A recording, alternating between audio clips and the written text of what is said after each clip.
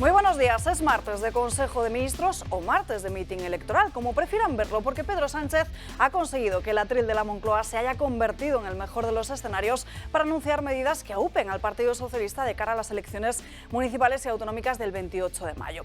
La vivienda se ha convertido en una de las principales preocupaciones de la Moncloa. Ahora, mientras que en estos últimos años de legislatura ha dedicado todos sus esfuerzos al pago de la hipoteca a sus socios separatistas, nacionalistas y proetarras. La propaganda se traduce ahora en ladrillo y también en educación. De propaganda habla también la Junta Electoral tras sancionar a Isabel Rodríguez por usar ese micrófono de la sala de prensa para hacer campaña. El asunto no da para mucho más porque el castigo económico puede ser mínimo para una ministra portavoz, pero muy alto para los estándares que se consideran de una democracia.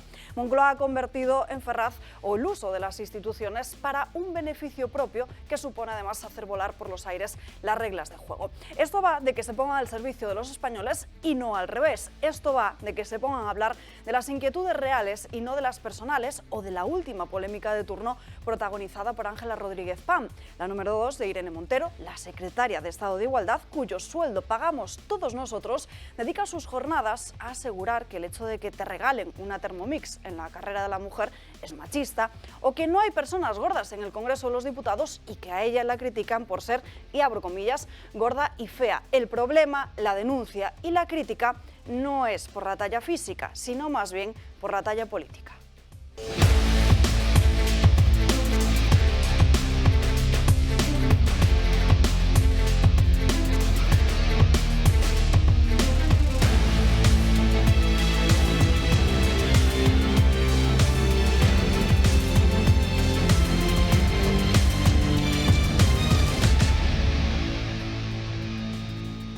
Martes también, que comenzamos aquí en Dando Caña con muchos asuntos interesantes sobre los que hablar y debatir a lo largo de las próximas 2 horas, así que quédense con nosotros. Saludamos a los invitados que nos acompañan hoy. Josep María Francas, muy buenos días. Pues muy buenos días. Pues mira, esta mañana en las televisiones tengo que reconocer que no he visto nada que mereciera especial interés.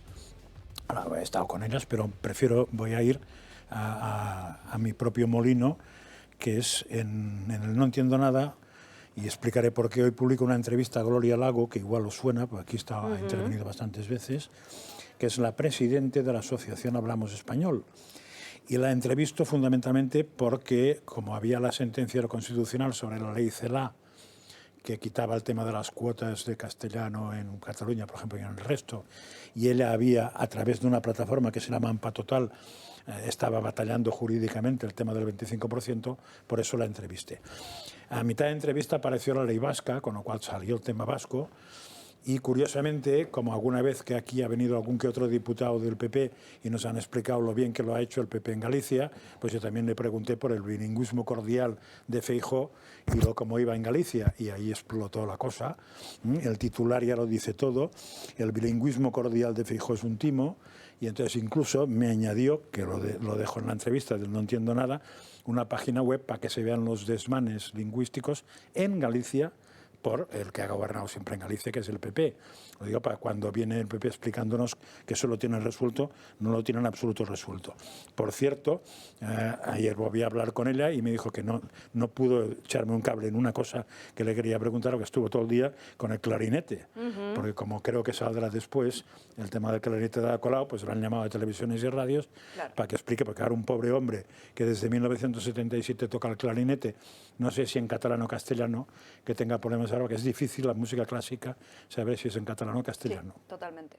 Hablaremos precisamente del clarinete de Ada Colau, pero también les mostraremos cómo se está atacando al español, no solo en Cataluña, sino también que nos iremos al País Vasco, a las normas que se han aprobado en Galicia en los últimos años, e incluso también haremos una parada en Asturias. Víctor González, muy buenos días. Muy buenos días, muy contento de estar aquí. A mí lo que más me preocupa de lo que he leído hoy es la vigilia que está haciendo el control exhaustivo de Moncloa a los tertulianos en los medios de comunicación.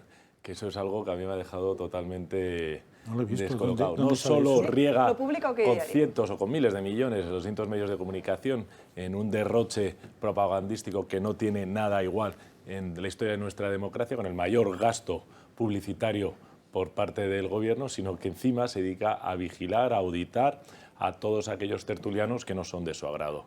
Esto cada día, desafortunadamente, más se parece a una república bananera, el deterioro institucional es enorme y el ataque al cuarto poder, que está desaparecido, salvo esta casa, y por eso animo y le doy las gracias a todos los amigos del Toro TV, pues es muy preocupante, ¿no? Hay muchos temas, ¿no? Todos son preocupantes, pero para mí hoy este es el nuevo y espero que podamos depurar responsabilidades. Javier Puente, muy buenos días, ¿qué tal? Muy buenos días, Salva. Pues un placer, como siempre, estar aquí con vosotros. Bueno, pues yo voy a empezar hablando de mi tierra, de Cantabria, muy brevemente. Vengo de un desayuno con la presidenta del Partido Popular, María José Sáez de Buruaga, y Feijóo, donde hemos tratado pues, el presente y el futuro de la comunidad. Y la verdad es que hay un tema que me preocupa, porque allí hay dos opciones. Por un lado, Buruaga, y así lo dicen todas las encuestas, y por otro lado, un tripartito, Revilla, PSOE y Podemos, que entraría en el Parlamento de Cantabria. Y me preocupa porque una tierra conservadora, de gente trabajadora, que entren a influir en sus políticas comunistas o se podemice, pues ya sabemos a dónde llevan esas políticas, ¿no? Miseria, hambre, inseguridad. Y por ello quiero aprovechar la ocasión que nos dais aquí pues para invitar a los vecinos a que miren esas dos alternativas y que voten por esa alternativa pues que apuesta por los autónomos, que apuesta por las pymes, que apuesta por la transformación digital, que apuesta por el mundo rural y por los pueblos, que apuesta por la natalidad, que apuesta por la familia. Y es un poco como quiero arrancar el programa, ¿no? Porque, como te digo, me preocupa que Podemos, y así dicen las encuestas, que pueda entrar y gobernar con Revilla y Podemos y que esas políticas se apliquen en una comunidad como la mía, Cantabria. Además de Cantabria, también hablaremos largo y tendido hoy, porque en unos minutos tendremos con nosotros a Leticia Díaz, que es la candidata de Vox al gobierno de Cantabria. También saludamos en nuestra mesa a Lupe Sánchez. Muy buenos días. ¿Qué tal? Hola, buenos días, Salva. Bueno, en primer lugar, saludar a Moncloa, por si nos están viendo. Vamos a ser bastante críticos, así que vayan preparando bien el lápiz y papel, porque van a rellenar muchas páginas.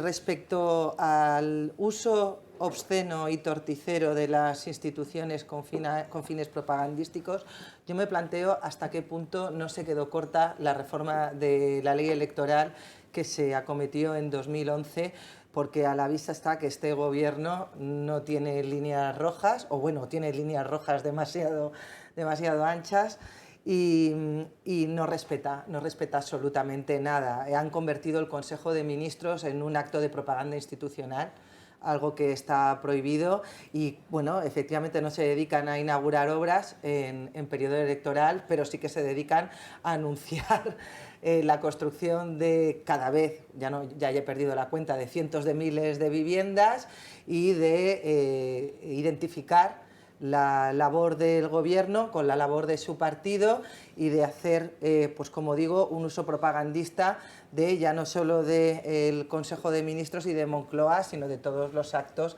que se realizan desde las instituciones. Y luego, en el tema de PAM, pues da la sensación, otra vez, que recurren al victimismo, y parafraseando aquello que dicen que manifestó, que le dijeron a Boabdil cuando abandonaba Granada, pues está llorando como una mujer lo que es incapaz de defender como secretaria de Estado de Igualdad.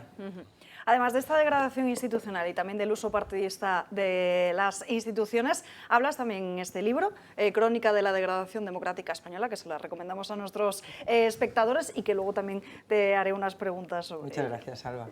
Pues comenzamos, si os parece, con las principales noticias que marcan la jornada de este martes. Una noticia que además publica Voz Populi, que la lleva en su portada para que, pues para ratificar eso que les venimos contando y eso que venimos viendo directamente, de lo que somos testigos, de cómo Pedro Sánchez no puede salir a la calle sin recibir críticas de los asistentes. Fíjense, el presidente del gobierno, Pedro Sánchez, estaría cancelando mítines, además de exigir registros previos por miedo a las protestas. Al parecer, según cuenta Voz Populi, el presidente exigió la identificación con el DNI de los asistentes a un acto de La Coruña y además se ha borrado del previsto para Lugo este miércoles, tras pedir que los simpatizantes rellenasen un formulario. Con esto evitaría Pedro Sánchez posibles protestas que se produjesen en esos mítines. Además, OK Diario, fíjense lo que contaba precisamente Víctor hace apenas unos minutos en su intervención inicial. Moncloa difunde por error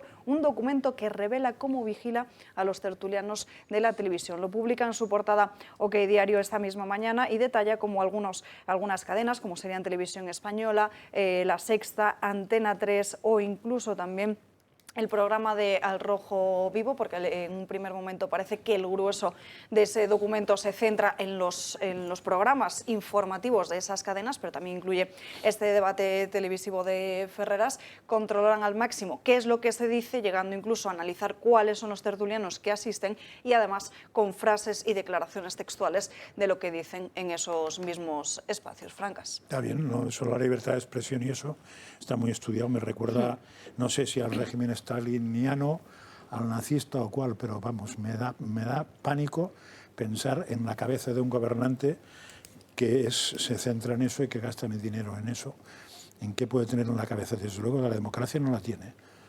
No hay, o sea, no me extraña al final, ¿no?, que decidan controlar quién entra a los mítines porque vean que la gente los pitan. Al final tú haces el resumen de la legislatura y ahora últimamente lo estamos viendo con más detalle, ¿no? El apoyo que apoyan a los ocupas, la malversación, la sedición, a los agresores sexuales. O sea, todas las leyes de una cierta relevancia que han sacado van en esa línea. Y por otro lado, atacan a los autónomos, a las pymes, a los trabajadores, a las familias.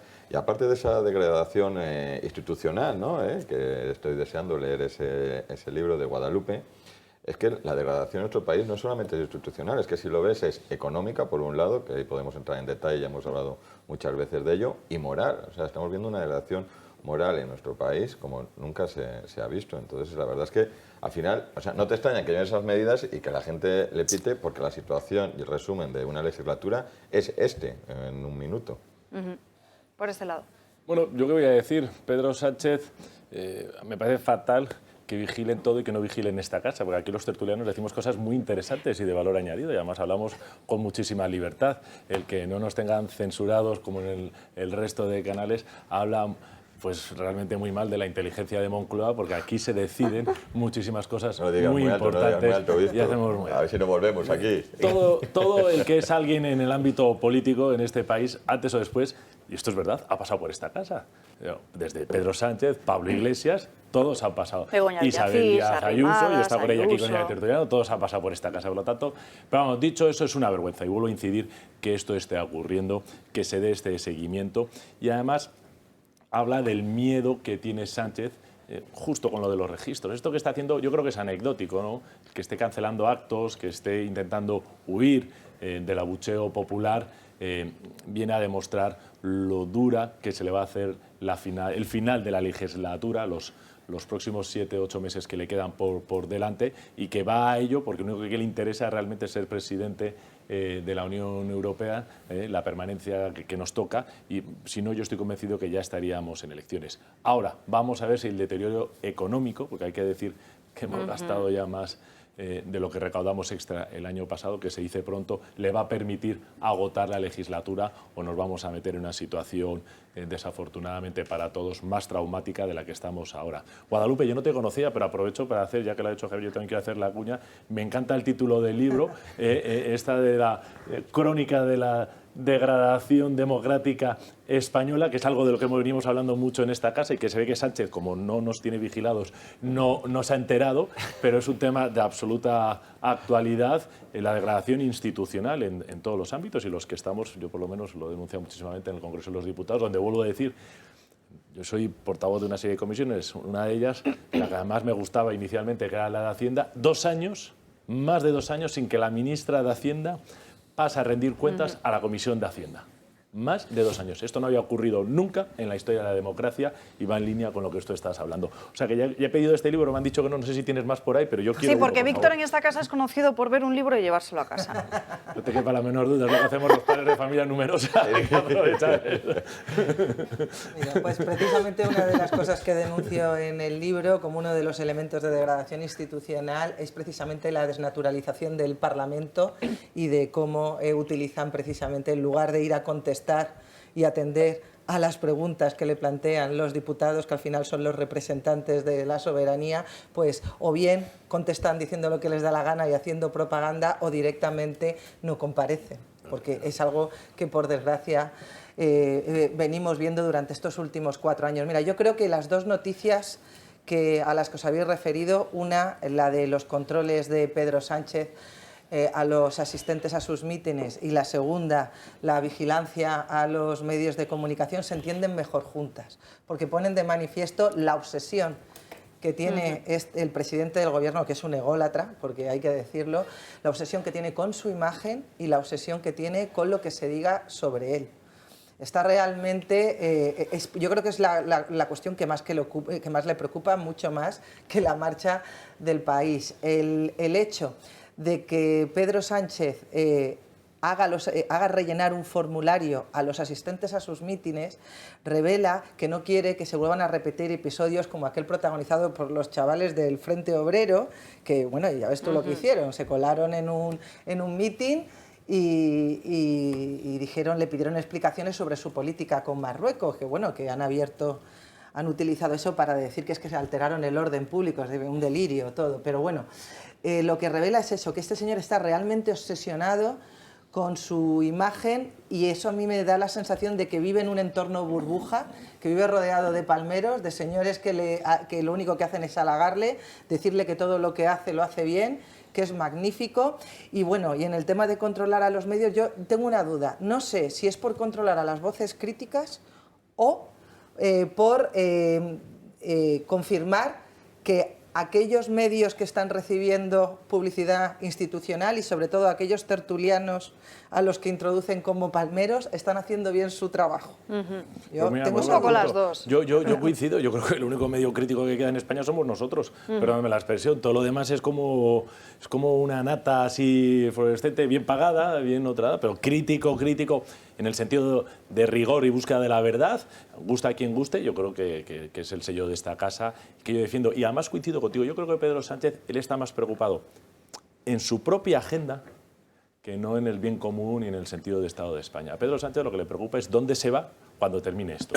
Poder decir que él ha sido presidente de 2 legislaturas, aunque la primera fue más bien breve, que ha sido presidente de turno de la Unión Europea, para el siguiente va. Y en eso responde las invitaciones que ha hecho a jefes de Estado que hemos tenido aquí. ¿Qué necesidad tenemos cuando debería estar preparando, por decirlo de alguna manera, la presidencia de la Unión Europea con bastante trabajo, que no sabemos muy bien, porque saber lo que se va a gastar es bastante complicado, invitar a Lula, invitación de Estado, invitar a, que es algo que sale de nosotros hacia ellos, e invitar a un personaje como es el presidente de Colombia actual, Petro, que hemos tenido aquí. Eso solo responde a la agenda del secretario general de la Internacional Socialista, que lo que está es cimentando los apoyos que él quiere para donde quiera ir después, ya sea Naciones Unidas, ya sea OTAN, no sabemos dónde, pero donde se quiera colocar después, y lo que está es reafirmando esos apoyos, en detrimento del interés general del Estado y de la humillación de las instituciones, en mi opinión, por la visita de Petro, que yo creo que no hacía necesidad de tener a un terrorista y recibirle como lo hemos recibido.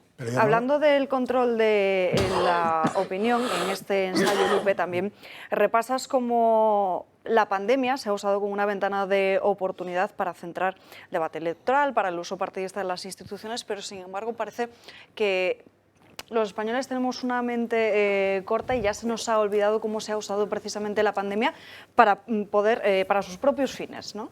Efectivamente. Bueno, mira, yo cuando empecé a escribir el libro y llegué a la parte de la pandemia me pareció una tarea inabarcable, porque además como jurista todo lo que sucedió no da para un libro de 200 páginas, sino para tomos y tomos y tomos. Pero una cosa que creo que sí que es evidente a la vista de todo lo que ha sucedido con posterioridad es que Pedro Sánchez, quizás no de forma premeditada, pero sí sobre la marcha, se dio cuenta que se encontraba muy cómodo gobernando en una situación de excepcionalidad.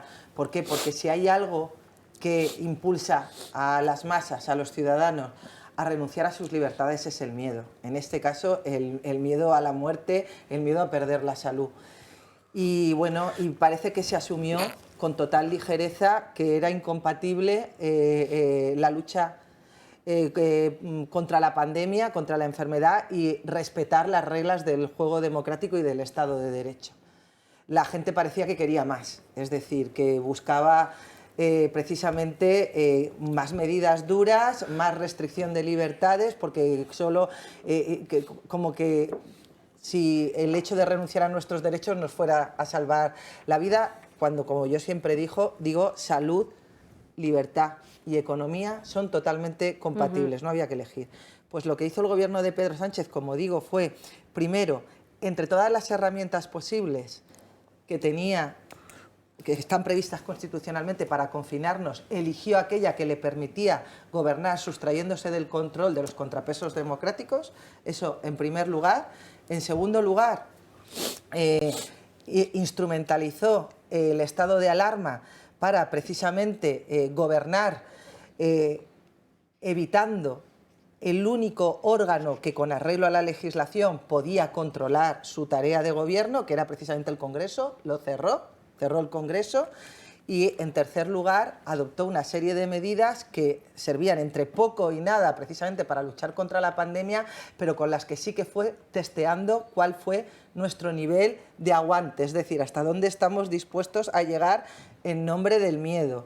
Y yo siempre digo que gracias, por un lado, a la oposición política que supuso el Gobierno de la Comunidad de Madrid, Ayuso, y, en segundo lugar, a la oposición jurídica que supuso la oposición de Vox, presentando los 3 recursos de inconstitucionalidad y los 2 recursos de amparo. La inconstitucionalidad fueron contra los 2 estados de alarma, contra el nombramiento de Pablo Iglesias en la comisión del CNI aprovechando un decreto de medidas urgentes, y los 2 recursos de amparo por el tema del cierre de la mesa del Congreso.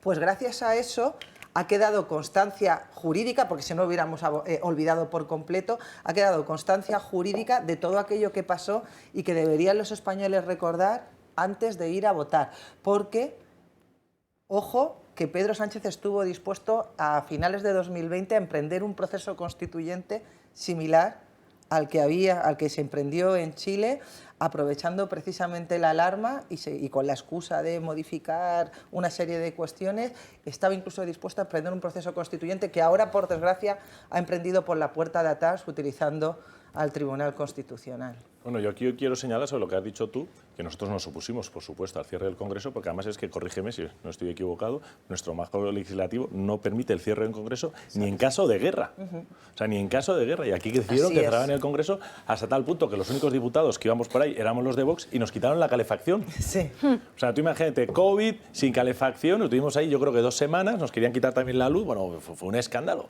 O sea, digo, este señor se le ha ido, nos querían mandar a casa y ahí hicimos algo yo creo que de lo más útil que hemos hecho, ¿no? Porque en el Congreso realmente cosas útiles hacemos pocas, desafortunadamente por el deterioro institucional. Pero esto que fue más útil fue esa oposición de la cual yo me siento muy orgulloso, pero habla de los tintes totalitarios y de las ansias de control y dominio que tiene este Ejecutivo, ¿no? Que nos han traído hasta donde estamos. Hay otro punto importante que me gustaría señalar del libro, que además lo plasmas en esa introducción. Este ensayo está escrito desde un razonamiento jurídico, tal y como te hemos escuchado en los últimos programas aquí. Dices que una sociedad que sea ignorante de los fundamentos del poder está condenada al autoritarismo, ¿no? Sí, efectivamente. Mira, si lo piensas, si lo analizas fríamente, lo que tradicionalmente mueve el voto de los españoles es la situación económica, es decir, lo que afecta directamente al bolsillo. Y siempre que cuando surgió todo este tema del populismo, allá por 2008, 2009, que amanecieron todos estos nuevos partidos y toda la cuestión del 15M, se definía siempre el populismo desde un punto de vista muy económico, es decir, que utilizaban las crisis financieras y económicas para plantear soluciones fáciles a problemas que son muy complejos. Pero es que en realidad va mucho más allá. De lo que se aprovechan es de una, y creo que es patente, ignorancia de qué es un Estado liberal y democrático de derecho, de cuáles son los fundamentos de la democracia. Esta gente vive instalada en intentar convencer a la opinión pública que el voto legitima cualquier cosa, es decir, que la soberanía popular reside únicamente en las urnas, cuando la realidad es que la democracia va mucho más allá y consiste no solo en poder votar cada 4 años, sino en que todos los ciudadanos españoles, incluidos los poderes públicos, estén sometidos al imperio de la ley. Por supuesto que se pueden modificar las leyes, incluida la propia Constitución, pero siempre respetando los procedimientos legalmente establecidos, porque al final las formas también son un contrapeso al poder. Entonces, con crisis como la que vivimos a raíz de la cautelarísima del Tribunal Constitucional, que impedía votar 2 enmiendas precisamente porque trataban de reformar 2 leyes, 2 temas muy importantes, ignorando los procedimientos establecidos para ello, y con el Gobierno en bloque diciendo que estábamos asistiendo a un golpe de Estado togado, algo gravísimo, a lo que nos enfrentábamos era precisamente a una deslegitimación de los contrapesos al poder, tanto el que venía del Tribunal Constitucional como a esos contrapesos formales, es decir, los procedimientos. En nombre del voto yo me salto las formas que marca la ley y además puedo cuestionar una decisión del Tribunal Constitucional. Eso es algo muy peligroso y que yo creo que, por desgracia, la gente no es consciente de hasta qué punto nos estamos jugando, ya no la Constitución como un marco normativo, sino como marco de convivencia, porque por eso es importante la Constitución española, por el marco de convivencia que nos dimos en la transición. Bueno, volvemos, si os parece, al 28M, porque sabéis que en precampaña electoral, bueno, más bien campaña, que comienza este viernes 12 de mayo, es habitual encontrarnos propuestas o ideas un tanto llamativas. Muchos vecinos de Madrid se han llevado un buen susto en estos últimos días al encontrarse este papelito que parece una multa de tráfico en sus portales o en sus coches. Bueno, pues no es una multa de tráfico, sino que ahí, como se puede ver, critican ese Madrid Central de Almeida. Hecho denunciado: usar el coche que tanto te costó comprar. Precepto infringido: ejercer tu libertad, importe 90 euros, controlador José Luis Martínez Almeida. Por el otro lado, en el reverso de esta multa, relata cuáles son las consecuencias del Madrid Central de Almeida. Para 2023, para este año, no se puede circular dentro del M30 sin distintivo, aunque sea residente. 2024, prohibido circular por el municipio sin distintivo para los no residentes. En 2025, los residentes tampoco podrán circular por ninguna calle de Madrid si su vehículo no tiene distintivo ambiental. Y además, justo ahí, al final, se recogen 2 tuits de Martínez Almeida en las anteriores elecciones. Dice que si soy alcalde de Madrid, quitaría Madrid Central desde el minuto 1. Es un experimento fallido y sin sentido, una más de las suyas. En otro tuit decía: somos conscientes de todos los problemas que ha traído Madrid Central a los madrileños y de las multas injustas, consecuencia de una forma chapucera de gobernar. Yo solo espero que, si vemos alguno de estos días una entrevista de Almeida, por fin aclare o pida disculpas, porque al final yo creo que ya todos los españoles estamos un poco hartos de estas promesas electorales que luego no cumplen. Pero él te dirá... Europa me obliga. Claro, te dirá pues que no lo hubiese prometido en campaña, ¿no? De la Unión Europea, que después, como cosa que ha salido aquí más de una vez, no es exactamente del todo cierto. O sea, lo que parece que Europa obliga es a que las ciudades controlen las emisiones. Así es. Lo que no obliga es cómo tienes que controlar las emisiones. Exacto. Porque hay un sistema que podría decir Almeida que está obligado, que es echar a los madrileños de Madrid, y entonces no hay problema de emisiones. Si no hay nadie, ya no hay emisiones. No, no es eso, se trata de otro tipo de arreglo. ¿Cuál es el mejor? Yo no lo sé, a pesar de que probablemente he estudiado más de ecología que él, pero no lo sé. Hombre, lo que sí puede ser un sistema es poner más árboles y menos prohibiciones. Eso puede ayudar bastante. O en transporte público gratuito, que sí que es cierto que hay días puntuales que de vez en cuando se hace, los autobuses de la MT y funciona, gratis. Claro. Hombre, también está claro los aparcamientos disuasorios en el exterior, de lo cual se había hablado cuando yo llegué a Madrid, que eso para aproximadamente unos 25 años. Sí, pero tú vete a un aparcamiento disuasorio. Pero es que no los hay poquísimos. Es Uno, que no los hay, y los que hay no tienen coches. Ya, hay los mismos que había cuando yo llegué a Madrid hace 25 años. Yo vivía en Torrelodones, me iba a Las Rozas, dejaba el coche, cogía el tren y me bajaba. Pues el mismo aparcamiento que había sigue habiendo. O sea, no. Y han pasado 20 y pico años y atascos a punta pala.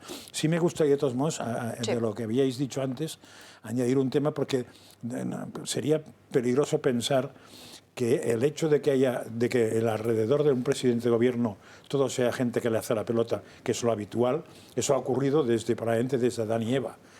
Si presidía uno, el otro le diría que lo haría muy bien, seguramente, excepto cuando fueran a discutir. Eso es habitual.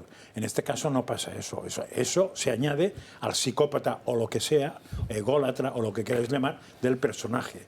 Y probablemente hay algo más, porque yo cada día me creo menos que un personaje, diríamos, tan mal fabricado, en cuanto a que un hombre ombligo no deja de ser una cosa como mínimo chocante, no sé si algún adjetivo más, igual poco edificante, funcione solo. Es decir, ahí este hombre tiene que haber pactado con alguien el destrozar un país.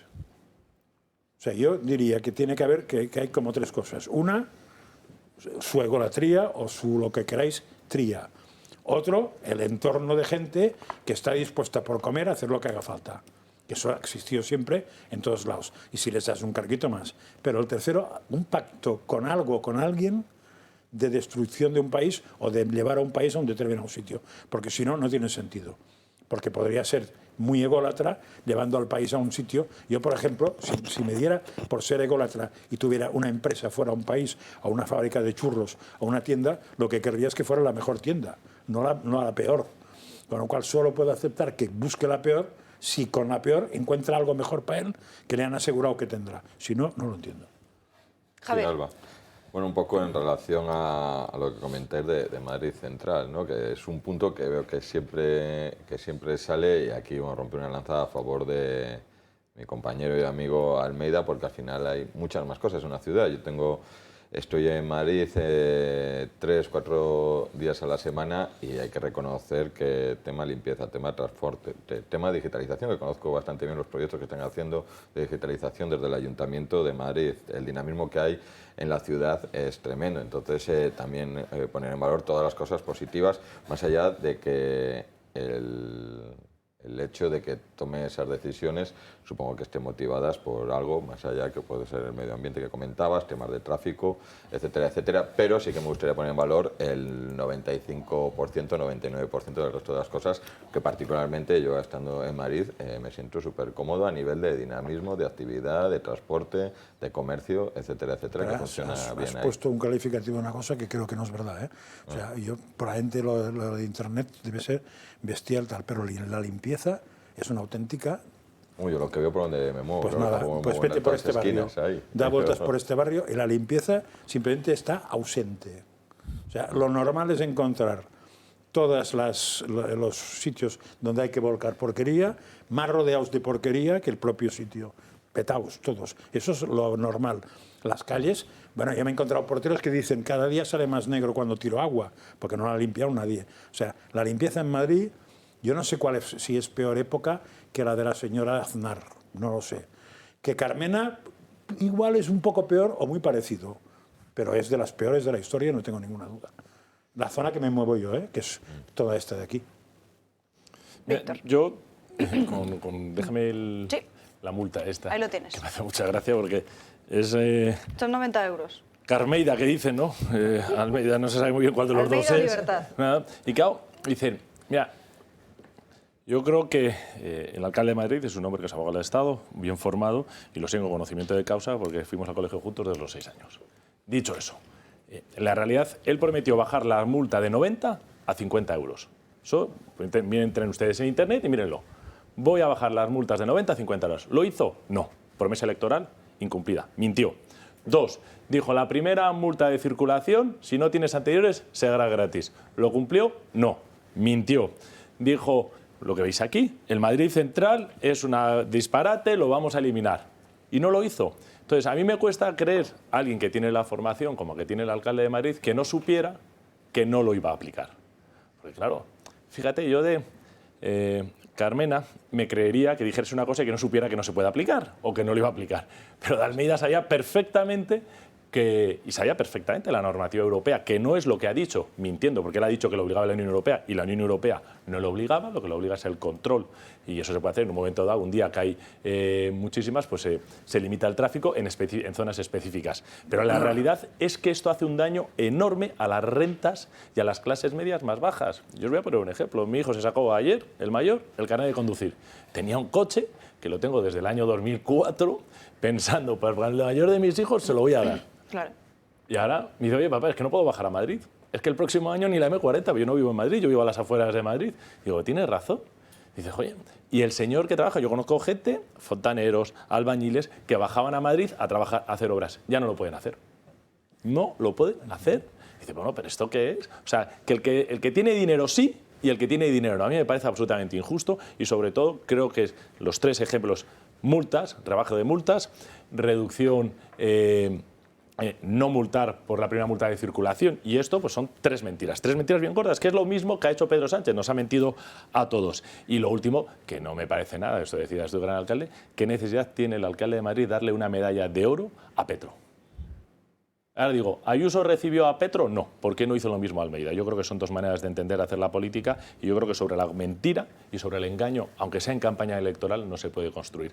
Y yo quiero defender, ¿no? Somos libres para buscar la verdad. Y no hay que prometer las cosas, si no las vas a hacer, no las prometas, céntrate en otros temas, que hay muchos para de los que hablar. Lupe.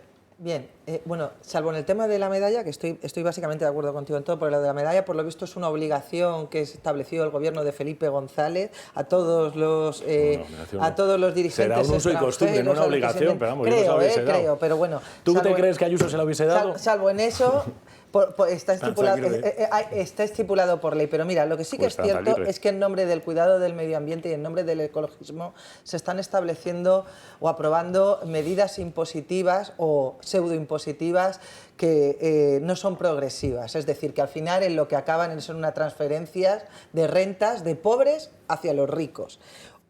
Madrid Central lo hace indirectamente y otras medidas, por ejemplo, como las subvenciones a los coches eléctricos, etcétera, etcétera. Este bono, ¿os acordáis de la polémica por el famoso bono del que disfrutaba la Mónica García de Más Madrid? El bono social térmico. El bono social térmico, pues al final también son medidas muy poco progresivas que lo que acaban redundando es que al final gente con unas rentas bajas pues acabe subvencionando a gente con un nivel de renta medio alto. Más allá de eso, yo quiero incidir en una cosa que ha apuntado Alba, que es en el descrédito de la política. Cuando hablamos de, es que surgen los populismos, es que la sociedad está polarizada, es que la gente vota a los extremos, bueno, claro, porque al final el ciudadano se cansa primero, ya no solo de votar a alguien que acaba representando todo lo contrario que se suponía que iban a hacer, voy a poner el ejemplo de Chile con Piñera, por ejemplo, sino a gente que ya no incumple porque somos mayorcitos y sabemos que muchas veces en campaña electoral se prometen cosas que no todo se va a poder llevar a término o hay algunas cosas que no se van a poder hacer. Pero sí que es cierto que hay medidas que si tú anuncias como estrellas, las tienes que acometer. Y es que Madrid Central era una medida estrella de Almeida y efectivamente hay cosas... las elecciones por eso, básicamente. Efectivamente, hay cosas que impone Europa. Europa impone un objetivo, pero no te dice en buena parte o da bastante flexibilidad en el medio para llegar a ese objetivo. Y entonces ya no se trata de que mantenga Madrid Central, sino que lo mantiene en los justos términos en los que lo había planteado Carmena. Esto es igual que cuando Carmena ganó las elecciones diciendo que iba a paralizar los desahucios en Madrid a sabiendas de que un ayuntamiento no tiene competencia para hacer eso. Sí. Pues eso acaba redundando en el descrédito de la política y es también algo bastante peligroso. Puede ser que el Madrid Central venga hecho por la cuestión de que más que Europa lo que necesita son votos. Y entonces tuvo que pactar con la fracción de Más Madrid que se había ido, aquellos tres concejales, y eso es la condición que le pusieron, fue la que le pusieron.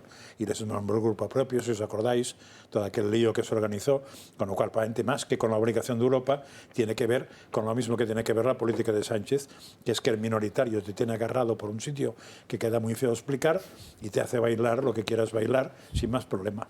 Porque el poder es el poder y no estás dispuesto a perderlo. Y de aquí nos tenemos que ir a la primera pausa de publicidad del día de hoy.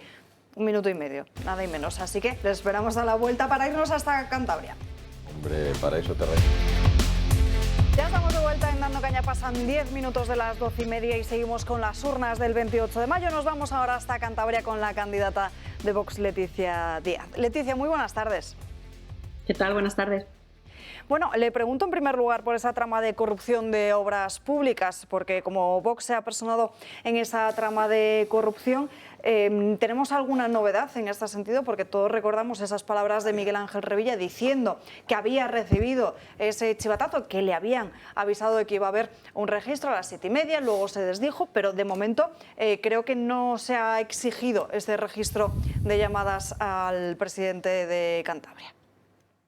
Bueno, eso ha quedado como poco menos que una anécdota, y aquí lo grave es que se haya silenciado por completo la trama de corrupción sobre la premisa de que está en sede judicial, que ya se irá viendo, por supuesto, después de las elecciones, y mientras tanto, pues una sociedad dormida porque no tiene información de algo que resulta poco menos que increíble, que es la pretensión de Revilla y su gobierno de hacernos creer que esto es cosa de un solo funcionario. Es decir, que durante 20 años alguien ha estado robando dinero público a través de las licitaciones y que las personas del gobierno que firmaban esos contratos no se habían dado cuenta. No se habían percatado de que solamente firmaban contratos con 4 empresas. Es curioso. No se dieron cuenta de que había otras muchas empresas en Cantabria que no podían acceder a los contratos. Tampoco se percataron de que había más contratos de emergencias que emergencias existían.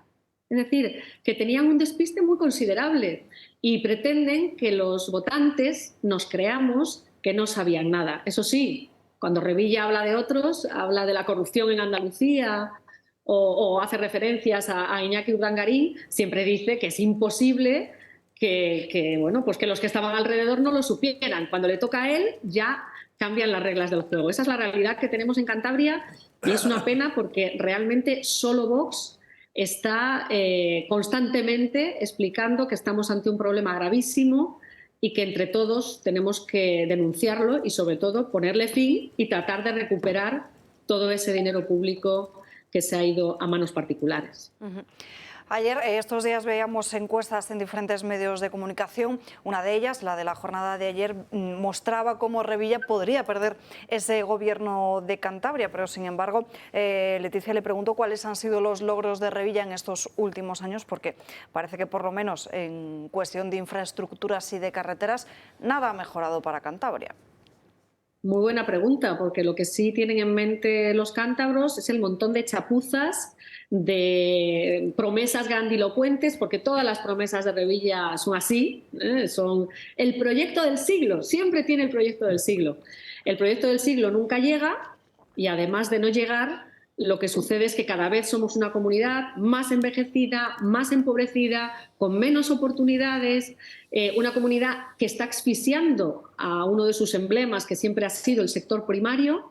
El sector primario agoniza en Cantabria, agoniza de la mano de todas estas políticas ecologistas radicales que hacen que el lobo cualquier día lo tengamos a la puerta de casa, que impiden el relevo generacional porque no salen las cuentas y que hace que ya hayan empezado en el resto de España y también haya llegado a Cantabria la necesidad de acabar tirando la leche porque pretenden que se pague por debajo de sus costes de producción, lo cual es absolutamente inadmisible. El tejido industrial pues está en absoluto deterioro.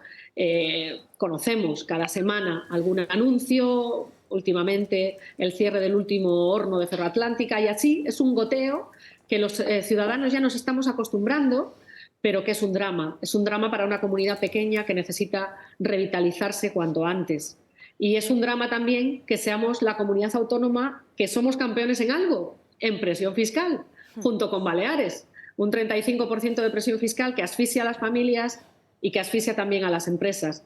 Por lo tanto, la situación no le puedo decir, por desgracia, que sea muy halagüeña, pero desde luego logros de Revilla, más bien, si usted me preguntara lo contrario, necesitaría varias horas para contarle todas las chapuzas de Revilla, que esas son muchísimas. ¿Qué proponen desde Vox en esa cuestión de materia fiscal que mencionan? O, por ejemplo, también para luchar contra la corrupción en Cantabria. ¿Hay control de gasto ahora mismo en la región? Bueno, el que había se ha suprimido. Es decir, que esto no es casualidad. Revilla, eso sí, en su momento dijo que iba a hacer una oficina anticorrupción, porque su puerta siempre estaba abierta para cualquier ciudadano, incluso anónimamente pudieran decirle pues cualquier tipo de corruptela que encontraran en la gestión de lo público. Él va de adalid, ¿no?, de defensor de los fondos públicos, pero cuando él es el que tiene la llave para el control, lo que hace es suprimir los controles. Efectivamente, había una oficina de seguimiento integral del gasto público que era un extraordinario instrumento para poder, por un lado, controlar y, por otro lado, saber cómo se gastaba ese dinero, que bueno, pues Revilla sencillamente primero modificó para reducir sus competencias y luego directamente se quitó la careta y suprimió el decreto. Pero digo, esto es una cosa más. Aquí el problema es que existe una red clientelar desde hace muchos años, porque muchos años lleva Revilla en el gobierno, eso sí, siempre en coalición con unos o con otros, porque nunca ha sido capaz de gobernar por sí solo, porque no ha tenido los apoyos necesarios. Y es curioso que siempre cuando salimos los cántabros al exterior nos dicen qué majo es su presidente, ¿no? Pero la mayoría de la gente dice te lo regalo, si quieres con lazo y todo, porque todos esos regalos que hace Revilla, que le hacen caer muy bien y ser muy simpático, pues lo que la gente no sabe, sobre todo la gente de otras comunidades, es que se paga con dinero público. Y por lo tanto, la simpatía cuando se paga con el dinero de todos los cántabros, pues a nosotros nos cae un poco menos simpático. Y nos gustaría que se invirtiera en las cosas importantes, ¿no? En unas listas de espera en la sanidad, en materia de especialidades que cada día van en aumento, bueno, pues con un goteo de necesidades que efectivamente hacen que los autónomos, con una burocracia aplastante cada vez que nos reunimos con ellos, nos digan que no pueden más, que no pueden más. Por lo tanto, hay que bajar impuestos. Por lo tanto, hay que apostar de verdad por el sector primario, hay que tratar de sacar al lobo del Lestre y si no se puede sacar al lobo del Lestre, hay que establecer unas batidas selectivas que permitan la convivencia entre el lobo y el ganadero. Por lo tanto, tenemos muchísimo trabajo por delante y, sobre todo, hay que controlar el dinero público y hay que gestionarlo adecuadamente, evitando subvencionar chiringuitos ideológicos e intentando que el dinero vaya donde es realmente importante, que creo que es lo que exigen todos los trabajadores de esta tierra y todas las familias que lo están pasando mal. Leticia, le habla Víctor González. Muy buenas, Leticia, ¿cómo estás? ¿Qué tal, Víctor? ¿Cómo estás? El sábado estoy ahí. Qué alegría. Yo quiero decir dos cosas.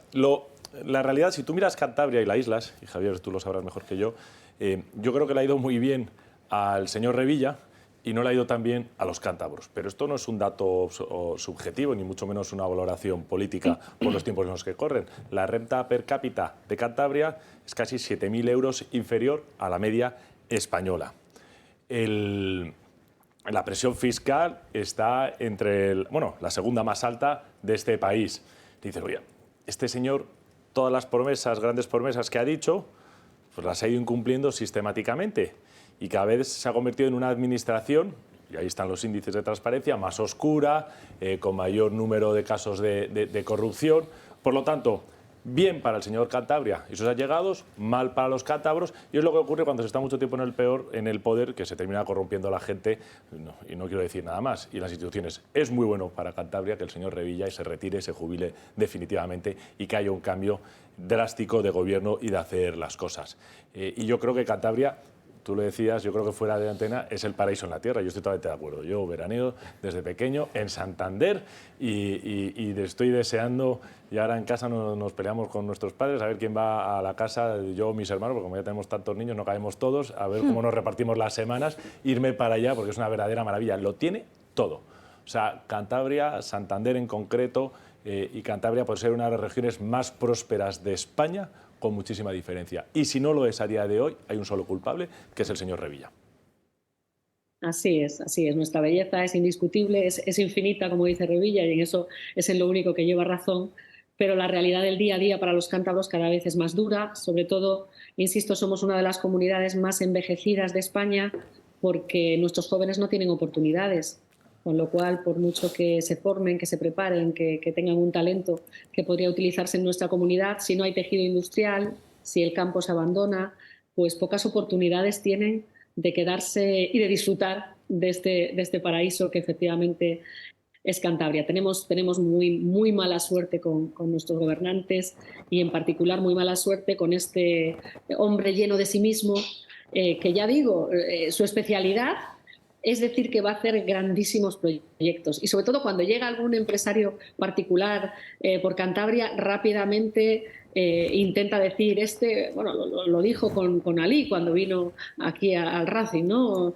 Que iba a ser el hombre bueno en la tierra, que nos iba a salvar. Todo son palabras vacías. Cada vez que encuentra algo, pues lo viste y lo vende pero luego realmente la situación de nuestras infraestructuras, que seamos una comunidad que nos podamos quedar absolutamente aislados del eje ferroviario atlántico es un drama para Cantabria. Quedarnos aislados es un gran problema. Y bueno, pues este hombre ya se ha comido, no sé si 1 o 2 bueyes, celebrando que íbamos a tener ave en Cantabria, ¿no? Pues no solo no tenemos ave, sino que somos los que tenemos más problemas con la catenaria, que se nos rompe un día sí y otro también. Yo el otro día contaba, y os lo vuelvo a comentar, que yo hace 15 o 20 años podía llegar a mi casa en un tren en 20 minutos y ahora por el ecologismo tenemos que ir a 10 por hora y tardamos 50. ¿Esto qué hace? Desincentivar la posibilidad de usar el transporte colectivo, con lo cual es un ecologismo de salón, como sucede con el campo, ¿no? En el campo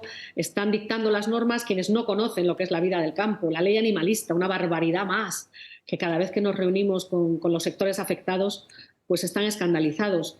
Pero está cambiando la sociedad y tenemos que hacer algo, porque caminamos sin freno hacia el totalitarismo y tenemos dos caudillos, el caudillo Sánchez a nivel nacional y el caudillo Revilla a nivel regional, y por lo tanto los cántabros tenemos condena doble, porque no solo soportamos a Sánchez, Leticia, otro sino que dato también que soportamos es muy a Revilla. importante. Yo estoy de acuerdo que faltan infraestructuras básicas en Cantabria, la conexión de los puertos ferroviaria, por ejemplo, el AVE que nunca llega, lo de los túneles, todo esto que hemos estado escuchando, pero eso contrasta, y vuelvo a dar otro dato, Cantabria es la 11ª comunidad autónoma con mayor deuda por habitante de España. O sea, está en la parte de abajo de los más endeudados, en la parte de arriba, como el Cámara, o sea, de los más endeudados de este país. Entonces, la pregunta que se hace, ¿dónde se ha ido ese dinero? Porque no se ha ido al bien común de los cántabros, no se ha ido en infraestructuras. Todo esto, que son datos empíricos, me llevan al punto. Revilla es un problema a día de hoy para Cantabria y es necesario que se vaya. Leticia, además Leticia nos acompaña también en nuestra mesa Javier Puente, que es de Cantabria y que además me consta que se tienen especial cariño. Muy buenas, Leticia. Amigos. ¿Qué tal, Javier? ¿Cómo estás? Nos Muy hemos bien. visto hace nada. Sí, ayer estuvimos ahí. Oye, no, que lo de paraíso terrenal que dice Víctor, estamos aquí, ya hemos estado defendiendo Cantabria y todo lo que hay que hacer. Y efectivamente, ¿no? Por no repetirme, porque ya hemos estado hablando esta mañana de Cantabria, pues tenemos un enorme patrimonio cultural, un enorme patrimonio gastronómico, y gente trabajadora, bueno, lo tenemos todo para ser un referente y estoy seguro que lo conseguiremos. Enviarte un abrazo muy fuerte, Leticia. Ojalá otro abrazo para ti, Javier. Leticia Díaz, muchísimas gracias por estar con nosotros en directo. Seguiremos hablando a lo largo de esta campaña de cara al 28 de mayo. Mucha suerte. Espero que sí. Muchas gracias. Un saludo. Nos vamos ahora desde Cantabria hasta la Comunidad Valenciana, porque atención a lo que publica en su portada el diario El Mundo. Chimo Puig pagó 57 veces a su hermano sin contrato cuando era alcalde. La empresa que dirige Francis Puig, que es el hermano del presidente, lleva más de 10 años, 13 exactamente, facturando al Ayuntamiento de Morella, en Castellón, sin que medie contrato alguno. Es la única compañía que produce servicios de publicidad institucional y siempre todos estos encargos se hacen a esta misma empresa. Se preguntarán qué tiene que ver este Ayuntamiento de Morella con Chimo Puig. Bueno, pues que justamente Chimo Puig fue alcalde de este ayuntamiento entre 1995 y 2012. Atención a sus 2 últimos años, que además es donde se acumula el grueso de todos estos contratos que recibía la empresa que dirigía Francis Puig. En el año 2010 hablamos de 21 contratos, pero en el año 2012 estaríamos hablando de 27. Ya en el año siguiente eran 9 y luego la cifra era mucho menor a estos 2 últimos años, que son justamente los 2 últimos de Chimo Puig como alcalde. Eso a mí me recuerda a entornos muy concretos en Europa de donde se valora mucho la familia. Y entonces, pues antes dedicabas una cura, otro a no sé qué y otro a no sé cuántos, y ahora dedicas uno a político y uno a empresario, y el resto ya se pueden entretener porque da igual. El político ayuda al empresario, el empresario ayuda al político, que cuando se le acaba la política tenga donde caerse muerto, perfectamente caído, y sobrevivir a eso. Y si además tienen entornos, alguna que otra amiga también puede vivir feliz. Pues nada, viva la familia. Es que estamos hablando de 400.000 euros. Sí, hay familias que gastan más, No sé la del padrino cuánto gastaba, pero creo que tan solo en alguna boda podía gastar mucho más. O sea, la familia es muy cara según qué familia. Nos tenemos que ir a una pausa de publicidad. A la vuelta nos acompaña ya Ana Gullo con sus crónicas de manicomio y todavía tenemos que repasar muchas otras cuestiones. Les contaremos qué es lo que dice la última encuesta de intención de voto en Aragón. También el programa electoral que ha causado cuanto menos la burra de redes sociales de Adelante Andalucía Dos Hermanas, porque está escrito en andaluz, eso dicen ellos. Luego os lo mostraremos. También el coste de la promoción del catalán, ese clarinete de Ada Colau, de las tonterías de Ángela Rodríguez Pam. Por supuesto, hablaremos en materia fiscal de lo que proponen derecha e izquierda y de ese acuerdo al que se ha llegado en las últimas horas para la subida del salario. Todo ello a la vuelta.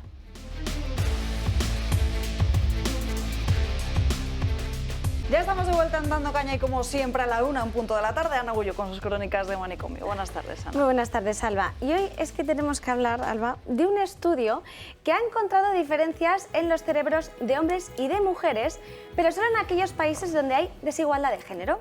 Es decir, un grupo de científicos ha hecho una investigación que ha publicado además en la revista científica Apenas, donde indicaban que en aquellos países donde el índice de brecha de género y el índice de desigualdad de género eran mayores, las mujeres eran más propensas a tener el lado derecho del cerebro más fino que los hombres. Es un estudio que han realizado con 139 muestras de 29 países distintos que han incorporado hasta unas 8.000 resonancias magnéticas de personas saludables y además de una media edad de 24 años. Han comprobado además que en estos países, como por ejemplo ponían el caso claro de China, donde hay una desigualdad mayor, las mujeres eran más propensas también a tener enfermedades mentales como la demencia, donde habían observado que había un mayor número de mujeres con esta enfermedad y que además también tenían un mayor riesgo de no tener tanto éxito como los hombres en los estudios. Uno de los coautores, también de la Universidad Católica de Chile, que se llama Nicholas Brosley, concluía el estudio diciendo que si hay un efecto observable en esa desigualdad que puede haber en el cerebro de los hombres y de las mujeres cuando hay sobre todo violencia física o cuando una persona está sobre todo en una situación más subordinada de forma permanente con respecto a otra persona.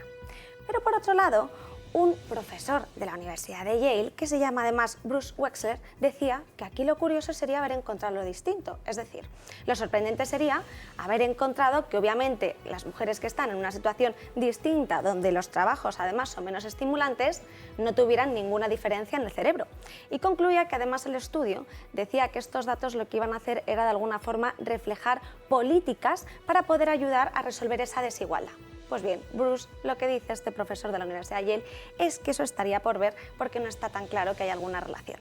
Y aquí en España también tenemos otros ejemplos. Por ejemplo, una profesora de la Universidad de Murcia también ha indicado que aunque esto sea así, es muy, sobre todo, es muy aventurado el poder confirmar que a lo mejor alguna modificación que podemos tener en el cerebro por alguna situación que hayamos vivido puede ser asociado con tener alguna depresión, porque el cerebro funciona además de maneras muy diferentes. Entonces, que hacer esa relación causal entre una cosa y otra puede ser muy peligroso porque no tiene por qué ser así. Pero es que cuidado, es que acabas de decir la clave, ¿eh? Has usado causal y en el texto no has usado causal. Porque no hay causal y además lo han dicho, hay un efecto... Siempre te gusta sacar ahí la puntita. Es que tiene razón, es que tiene razón. Claro. O sea, porque ellos además lo han puntualizado y en el estudio es muy gracioso leerlo porque lo dicen, hay un efecto observable, pero no hay una relación causal. Dice asociación. Claro. Y claro, la asociación puede ser, o sea, yo puedo asociarme con una cosa porque yo produzca la cosa, porque la cosa me produzca a mí, porque no me produzca nada ni la cosa ni yo a ella, o porque un tercero produzca la cosa y a mí. Y eso es más probable, y se llamaría asociación igual. Es decir, si la gente que vive en un determinado lugar, que es un desastre de lugar, un país infumable, no sé qué, no sé cuántos, resulta que además tiene el cerebro no sé qué, pues será consecuencia de que viven allí, no de que el marido sea feo. Totalmente. Pero puede ser que los el maridos resumen feos... es correlación, no implica causalidad. Claro, eso es un clásico. Con lo cual, como eso es así de simple, cuando has metido la palabra causa, ya la hemos liado. Si no pones causa y dejas asociación, asociación es cualquiera. Estamos aquí los 5 superasociados y podemos no tener nada que ver. Investigando un poco, he encontrado, porque sí que es cierto que las mujeres sufren, por ejemplo, tienen el doble de probabilidades de sufrir Alzheimer que los hombres. Y entonces, un estudio del año pasado, de marzo, concluía que es por una hormona femenina, porque las hormonas, hay un tipo de hormona que tiene un nombre rarísimo, es la barra EBP, bueno, un nombre muy complicado, pero es una hormona femenina que cuando llega a la menopausia se modifican altamente, se distorsionan y eso puede generar Alzheimer. Y es por esa razón por la que las mujeres tienen el doble de probabilidades de sufrir Alzheimer que los hombres. No porque hay una desigualdad de género o porque haya diferencias entre unas... Es que esas cosas de las hormonas tienen que ver con los cromosomas, es decir, Claro. con el ADN.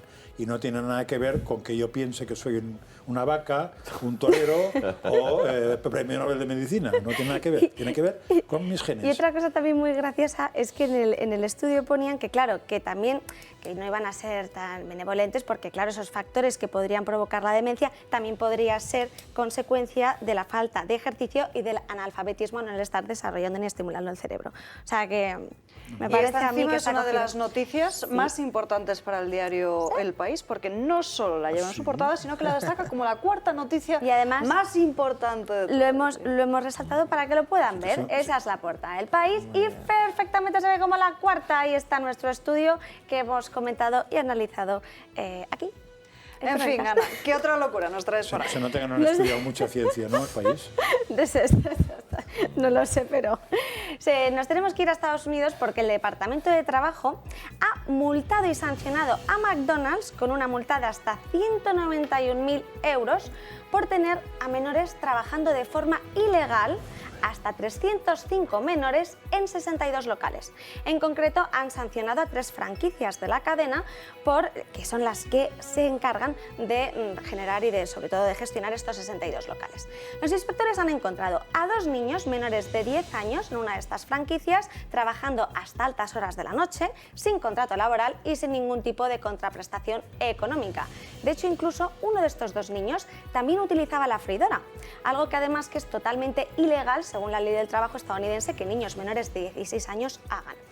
Y entonces aquí uno de los supervisores de esta franquicia lo que hizo fue en un comunicado indicar que esto no había sido así, que esos 2 menores habían ido al local simplemente para visitar a su padre, que es un segurata que estaba vigilando el local por las noches y que solamente habían trabajado bajo su supervisión.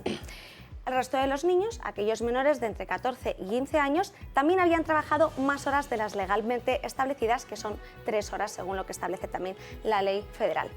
Y es más, desde McDonald's lo que han querido es hacer un comunicado, sobre todo la vicesecretaria Tiffany Boyd, indicando que, que esta noticia era totalmente alarmante, inaceptable y profundamente preocupante al tener en cuenta la magnitud y todo el peso que tiene esta marca a nivel internacional. Pero esto ha pasado hace nada, o sea, que tengas a 305 menores trabajando de forma ilegal en 62 locales de Estados Unidos. ¿Pero es que es posible ser menor y trabajar de forma legal? Bueno, los menores de 16, pero es que aquí eran niños de 14 y 15 años. Y además... ¿Y cómo trabaja un menor de 16 de forma legal? ¿Cualquier menor de 16 puede trabajar? No, claro. En Estados Unidos, en algunos sí. estados se puede, y además, se ha autorizado a trabajar sí, a menores de 16 años. Porque se autoriza, pero tienen que trabajar solo 3 horas, que es lo que he indicado, 3 horas, y es que muchos de estos niños de 14 y 15 trabajaban toda la jornada e incluso no iban al colegio para poder trabajar en el local. Es curioso, sí. No. Eso en Estados Unidos, en Bangladesh, podía ser más habitual, pero... Pero fíjate, en tanta Estados preocupación Unidos, con el tema de la inclusión, la diversidad, la racialización y luego cuando hay que estar a lo importante, que es atender al interés superior del menor, pues todo eso se diluye como un azucarillo. Menos de 10 años me parece... No sé si querías... Sí, yo sí quiero decir. A mí que un chaval de 15 años y tal pueda trabajar no me parece mal como punto de partida.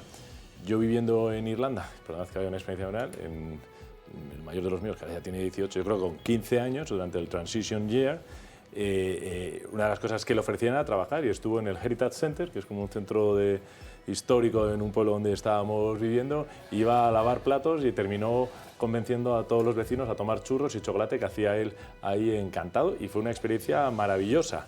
Yo creo durante una serie de meses, concertado, coordinado con el colegio, a todos los chavales, unos trabajaban en las granjas de sus padres, se les daba una serie de horas al día, a la semana, para que trabajen, lo cual creo que es una experiencia muy buena, porque es muy educativo para los chavales saber lo duro que es trabajar y formación, por lo tanto, punto de partida. Ahora, otra cosa es que una multinacional de reconocido prestigio, y yo quiero recordar las colas que se montaban en Moscú, que todos vimos.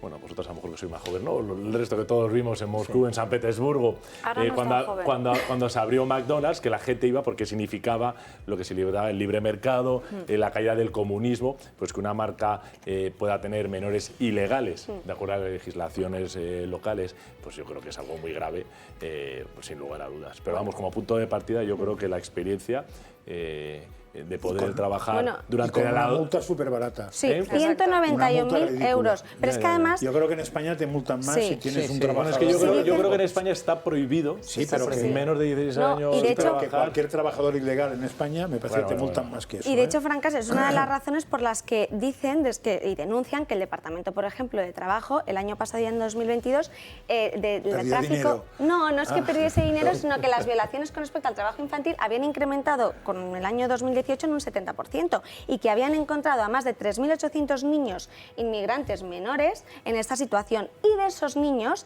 688 trabajaban en oficios peligrosos. Y de hecho las multas son irrisorias, porque por ejemplo aquí una de las franquicias que gestionaba 10 locales empleaba 24 menores, que aquí es donde estaban los 2 niños de 10 años. Pues al segundo niño, sí, esos 2 niños de 10 años, pues al segundo de los niños que utilizaba la freidora, ¿sabéis la multa de la freidora? Que es algo ilegal hasta los 39.700 dólares. Que te podría, porque de hecho uno de los niños de 15 años, utilizando también, manipulaba una freidora, por ejemplo, en McDonald's en junio de 2022, resultó herido, pero grave. Que eso salió el año pasado, entonces que simplemente por eso que te puedes quedar, te puedes pasar cosas... Yo he dicho que en España por uno te cobraría más, creo que no, me he equivocado. Pero en cualquier caso, mira, esto se debe a que en Estados Unidos tienen un gravísimo problema con los menores inmigrantes, similar al que tenemos aquí con los MENA, solo que allí son muchísimos más, y lo que han intentado en algunos estados es adelantar esa prohibición, adelantar la edad de la prohibición de trabajar para que darle una salida a estos niños y que no estén en la marginalidad. Lo que sucede es que a lo mejor no es la idea más apropiada, y a determinadas edades. Yo no te digo que no pueda haber determinados trabajos, como aquí ha explicado Víctor, que pues muy coordinados desde las escuelas y con las empresas no pudieran hacer, pero desde luego no cualquier trabajo, no manejando, utilizando maquinaria peligrosa o manejando mercancía peligrosa, y siempre que redunden su formación, es decir, que sean trabajos que pues, puedan ser inspiradores vitalmente o que te ayuden en tus estudios o de cara a tu futuro. Manejar una freidora con 14 años, pues no se me antoja la mejor idea ni la mejor salida, la verdad. Ahí es la palabra ilegal que decías tú, porque si no, también me apunto con Víctor, el aprendiz en España era una figura perfecta, sensacional, y a los 14 años se puede ser aprendiz, y se era. La lástima es que ahora no hay aprendices porque no hay trabajo. La figura del maestro y el aprendiz, que funcionó durante siglos, yo creo que es maravillosa. El trabajo dignifica a la persona, y yo creo que yo lo he vivido en casa, hace madurar a un chaval cuando lo pones y ves que se gana un dinero, que era ridículo, que es algo que está coordinado con el colegio, que está... Joder, ves que hay un proceso de maduración en pocos meses muy importante, y yo creo que es algo bueno. Ahora, que un chaval de 10 años...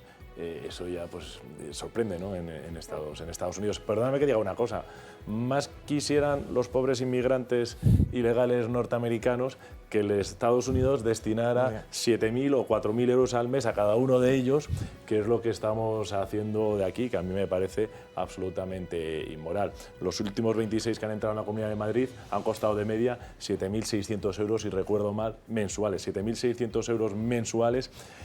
Por un niño no nos lo podemos permitir nosotros, y podríamos mandar a cualquiera de estos menas que llegaron a cualquiera de los mejores colegios, a la universidad, y darles pocket money. ¿Cuánto cuesta el Ritz si estás un mes? Pues no lo sé, porque como no he estado... Tampoco, pero a lo mejor es comparable. Ana Agullo, gracias por estas crónicas de Manicomio. Hablamos ahora de más asuntos. Les mencionábamos antes que en campaña electoral siempre hay muchas locuras, casi al estilo del Manicomio de Ana Agullo. Una de ellas, la de Adelante Andalucía, de 2 hermanas. Atención al programa electoral que han publicado en las últimas horas, que han compartido a través de sus redes sociales. Dicen que es un programa electoral en andaluz, en nuestra lengua natural, claramente. Las burras en las redes sociales han sido evidentes por ya no solo la patada al diccionario que supone, sino también por el ridículo. de Adelante Andalucía. Además, nos vamos ahora hasta Cataluña, porque para tocar el clarinete en la banda municipal del Ayuntamiento de Barcelona, atención, es necesario el C1 de catalán. Gabriel Serrano. La obsesión con el catalán está llegando a niveles muy extremos. La exigencia que están imponiendo no se entiende, Alba. Ahora, saber catalán es un requisito para tocar el clarinete en la banda municipal. Es que Ada Colau exige un C1 de catalán a un músico que lleva tocando desde 1997 en la banda del ayuntamiento. Debe ser que las notas musicales son catalanas. A esta persona le han ofrecido hacerle fijo, pero con la condición de dominar el catalán. Por supuesto, ha recurrido a la justicia, reclama que va contra la Constitución y que no le pueden discriminar de esta forma. Para optar a una plaza en el consistorio se especifica que la prueba de conocimientos de la lengua es obligatoria y a la vez eliminatoria para cualquiera que tenga intención de acceder a una plaza fija. Y es que la Generalitat lleva mucho tiempo promoviendo el catalán, incluso fuera de Cataluña. Ha gastado más de 34 millones de euros desde 2002 en la promoción en el exterior. El Instituto Ramon Llull, el organismo responsable de la proyección internacional de la lengua y de la cultura catalana, ha destinado muchos millones de euros a financiar estudios catalanes en universidades de todo el mundo. Y también se ha destinado dinero en subvenciones a entidades para traducir obras literarias, para becas, actividades académicas, culturales, porque uno de los objetivos que tiene, y no se entiende por qué, es impulsarlo en el sur de Francia y potenciar su uso en esa zona. Hay una obsesión, Alba, por el catalán y su promoción. Gracias, Gaby. Al igual que hay una clara intención de arrinconar cada vez más al español. No solo lo hemos visto en Cataluña, sino también en otros puntos de España, como País Vasco o en Galicia. Vamos a repasar cuáles han sido algunas de las normas autonómicas de los últimos años que han ido precisamente en este sentido. España tiene 44 millones de hispanohablantes nativos, pero ¿cuántos hablan correctamente el español allí donde los nacionalismos son más incisivos? Siguiendo los últimos datos del Instituto Nacional de Estadística, en la Comunidad Valenciana un 65% de ciudadanos se expresan bien en español, frente a un 35% en valenciano. En las Islas Baleares un 61%, frente al 39% que habla de forma correcta el catalán balear y otros subdialectos. El porcentaje del español que se comunica bien disminuye al 56% en Cataluña, el 53% en Galicia y, atentos, al 1% en el País Vasco, frente a un 99% que habla correctamente el euskera. Y es que la delegación competencial de la educación en las comunidades autónomas ha hecho mucho daño a nuestra lengua común. El caso vasco es preocupante a raíz de su última y recién aprobada Ley de Educación.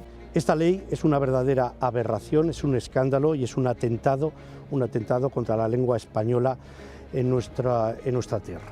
Se obliga y se impone el euskera para que desaparezca el castellano en las aulas del País Vasco. Además, que va en contra de la libertad de elección de los padres. El presidente de los populares lo tilda de emergencia nacional y podría ser recurrida ante el Constitucional. Sin embargo, la Corte de Garantías podría servir de poco, pues en Cataluña la Generalidad se niega a aplicar el mínimo del 25% de español en la educación obligatoria exigido por el Supremo, acelera su decreto del régimen lingüístico, así como la reforma de la Ley de Política Lingüística. Y mientras el Tribunal Constitucional, controlado por Pedro Sánchez, abre la puerta a validar este arrinconamiento del español en las aulas catalanas e incluso a extender esta permisión a otras comunidades. En Galicia, la asociación Hablamos Español denuncia cómo la imposición del gallego alcanza todos los campos, como la prohibición de elegir la lengua vehicular en la educación. Según el decreto regulador de la enseñanza no universitaria en Galicia, en infantil el centro decide la lengua predominante tras preguntar a los padres. En primaria se impone el gallego para conocimiento del medio, en secundaria a más asignaturas donde no llega el español, de forma que habrá niños que terminen la educación secundaria obligatoria sin conocer términos técnicos en español. La imposición del gallego alcanza a la exclusión del castellano en la rotulación, documentación y campañas de la administración gallega e incluso al ámbito empresarial, fomentando el gallego con ayudas económicas, premios y subvenciones. Ya lo ven, cada vez menos españoles pueden formarse en la lengua principal de su nación, en España,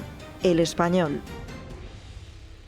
Pues ya lo ven, esa es la situación que tenemos en nuestro país. Sí, a mí me ha chocado mucho lo del País Vasco, porque es que hace 40 años el País Vasco era absolutamente al revés. Te costaba encontrar a alguien que hablara vasco. Vamos, de hecho, yo me acuerdo que en viajes ahí, en Loyola, en sitios así, te hablaban en vasco, en el resto de vasco nada. Pero, en fin, si alguien quiere saber más, en una entrevista de hoy de noentiendonada.es sale muy bien explicado eso. Si fuéramos un poco al fondo, si os acordáis, en su momento, en los años 40, en los famosos 40 de la dictadura española, se hablaba en la educación para reivindicar las lenguas de la lengua materna.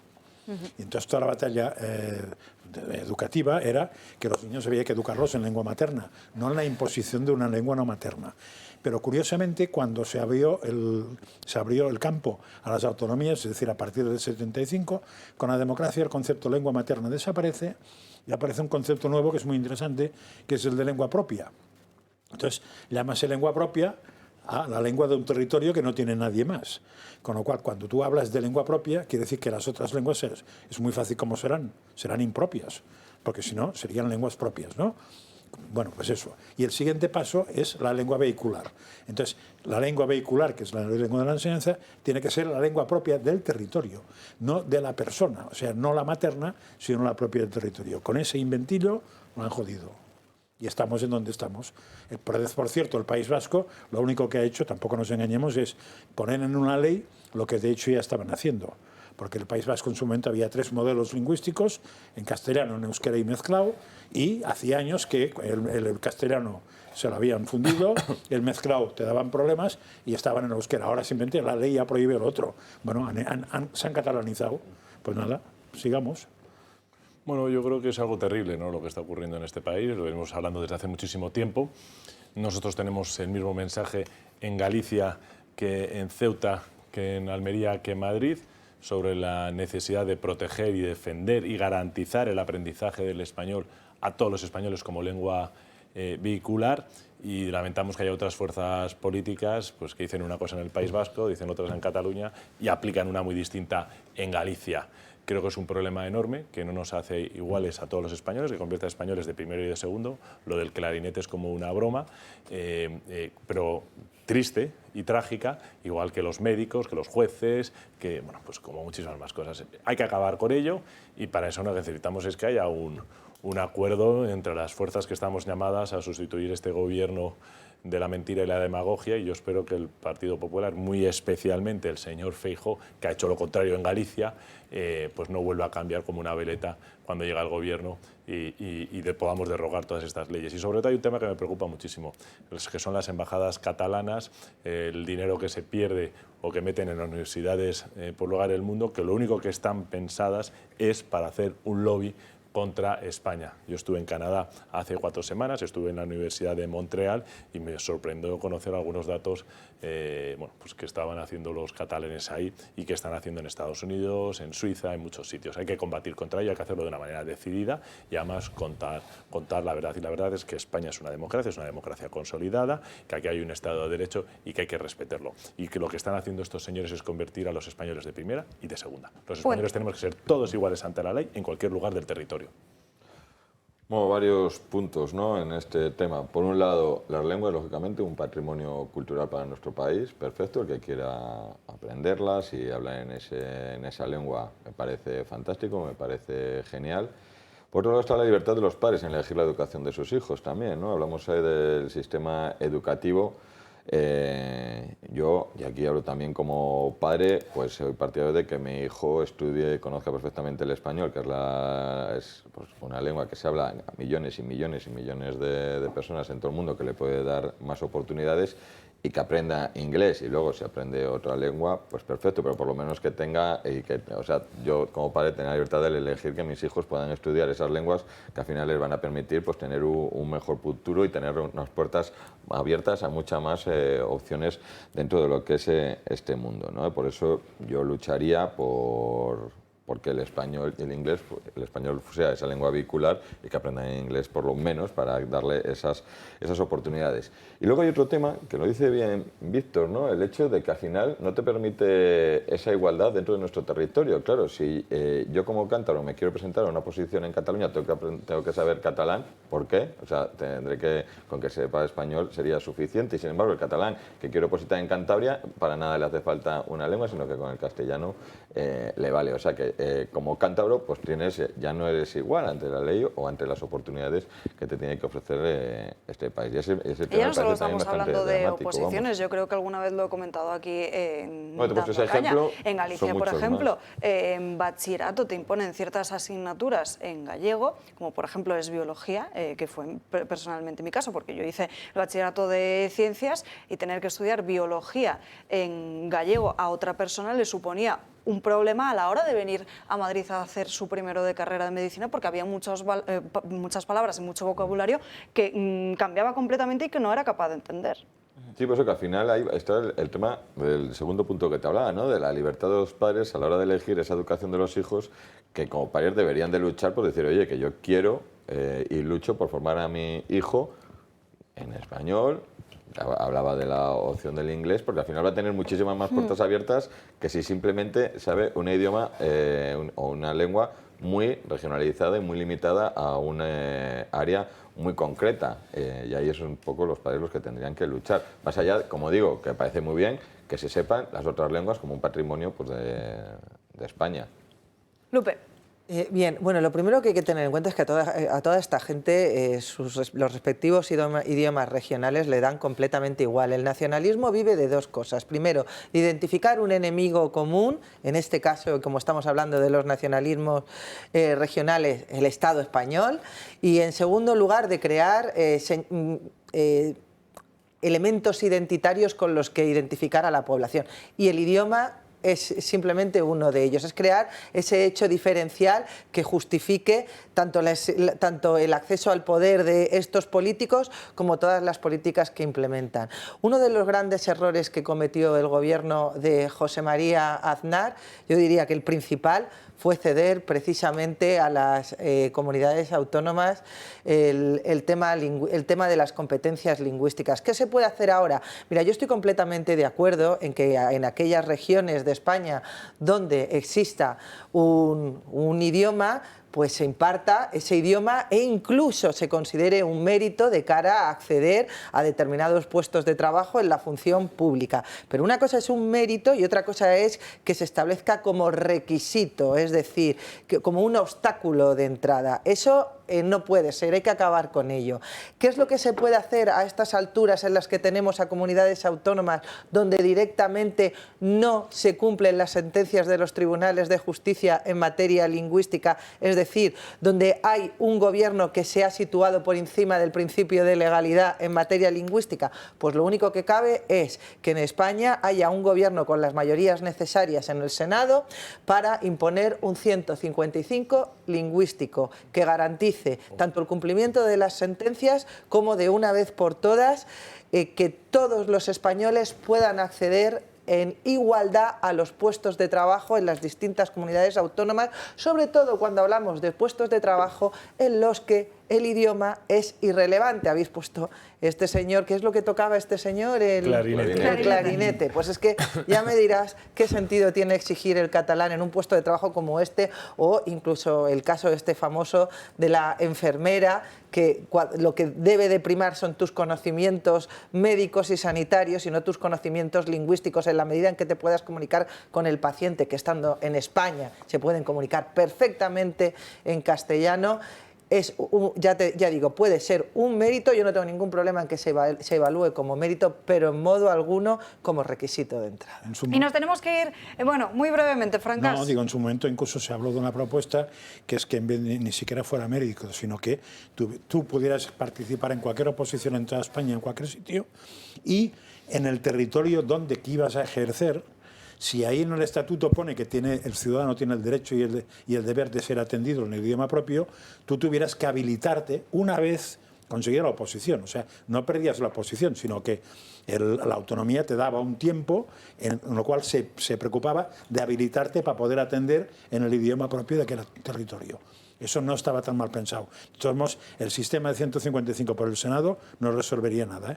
Mientras en España hay un partido que es el PSOE, que no se sabe si es nacionalista o no, y el PP que tampoco, no tenemos ningún futuro, ni con el Senado ni con el 150, nada. Y en esta precampaña electoral nos vamos hasta Orense porque tiene tela y el alcalde se ha visto envuelto en una polémica más que suma las ya anteriores. Se han publicado durante estos últimos días unos audios, los publica La Región, sobre cómo el alcalde reconoce estar o explicando ese plan para pedir supuestas mordidas a empresas y así poder financiar su campaña electoral. Escándalo en la alcaldía de la ciudad gallega de Orense. Gonzalo Pérez Jácome, su alcalde de la formación Democracia Urensana, conocido por desviar su atención durante las sesiones plenarias hacia su teléfono móvil o por tocar el piano en las bodas oficiadas en el ayuntamiento, salta a la palestra por un posible caso de corrupción. El digital La Región publica en exclusiva que el alcalde supuestamente habría gestionado dinero negro y se ha jactado de saber blanquearlo. Sí, como lo oyen. De hecho, vamos a escuchar uno de los audios que publica el periódico local. También estamos añadiendo para la campaña, la ley te permite financiar lo máximo de 50.000, nosotros con esta cantidad nos llega y le digo con papel oficial o de... No, mira, no. Y digo yo, ¿y cómo vas a hacer? Porque, joder, tanto dinero en vez, ¿cómo lo vas a dar? Para poder gastar en la campaña. Pues con donaciones de la gente. ¿Se lo doy?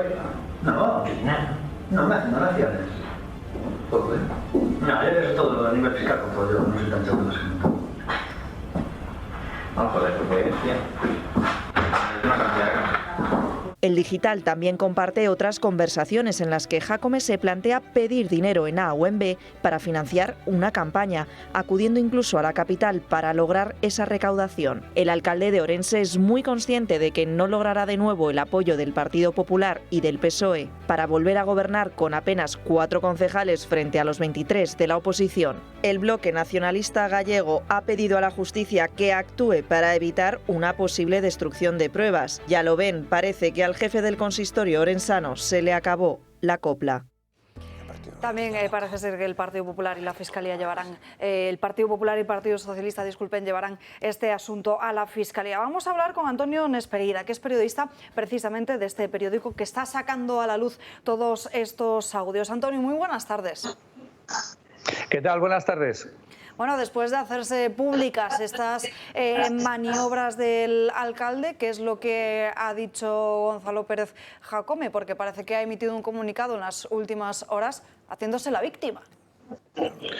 Pues efectivamente, para hacer así un rápido resumen, el alcalde pues ha hecho esta mañana unas manifestaciones, digamos que no de oficio, sino apremiado por los periodistas que querían saber su opinión sobre todo esto que ha venido difundiendo el periódico La Región, como bien dices, desde hace unos días, y apeló a la remisión a los medios de una nota de prensa y también a una convocatoria de una rueda de prensa para el día de mañana. De todos modos, y de momento, no ha hecho absolutamente ninguna declaración justificativa de los procedimientos que ponen de manifiesto los audios que el periódico ha venido publicando en estos últimos días. Partimos de un audio publicado ya el pasado sábado, donde el alcalde pues intentaba convencer a 2 funcionarios del propio Concello de Ourense para que se pusiesen, digamos que como culpables de una multa por exceso de velocidad cometido el pasado mes de septiembre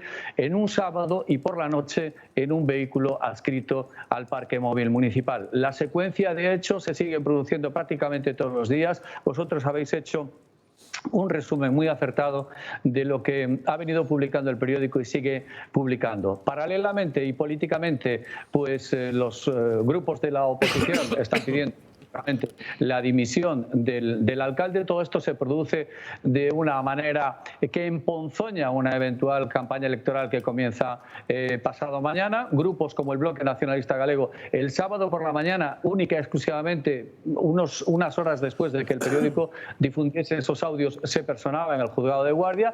El resto de grupos, el Partido Popular y el PSOE, han hecho lo propio o han anunciado que dirán lo propio. El ambiente está absolutamente absolutamente enrarecido desde el punto de vista institucional y también desde el punto de vista político, y la sociedad ourensana está, creo yo, esto sí es un juicio de valor que hago yo, pero bueno, por lo que hemos podido testar aquí en el periódico, están absolutamente o estamos escandalizados por el alcance de lo que se están escuchando en esos audios. Antonio, ¿en qué consistiría ese plan, esa presunta estrategia para lograr dinero de empresas con intereses en servicios y obras municipales? Porque en algunos audios escuchamos como Jacome dice que la ley le podría permitir financiarse un máximo de 50.000, en otros casos dice que es mejor hacerse de golpe con 800.000 de una vez, dejarse de tonterías, de trapalladas, dice él exactamente. Yo no puedo valorar cuáles son los fines que él persigue en la petición o eventual petición de ese tipo de dineros, pero sí revela una práctica, bajo nuestro punto de vista, que es censurable y que desde luego lo que hace en estos momentos el periódico es poner a disposición de toda la sociedad ourensana, pero también de toda la sociedad española en su conjunto, una serie de prácticas que se dan en un concello que determina de modo evidente la vida de más de 105.000 ourensanos. Estamos hablando de una serie de prácticas de un ayuntamiento que es el de la tercera ciudad de Galicia. Estamos, por lo tanto, poniendo de manifiesto, insisto, negro sobre blanco, sobre cuál es el procedimiento que se hace puertas adentro y entre visillos del poder ourensano.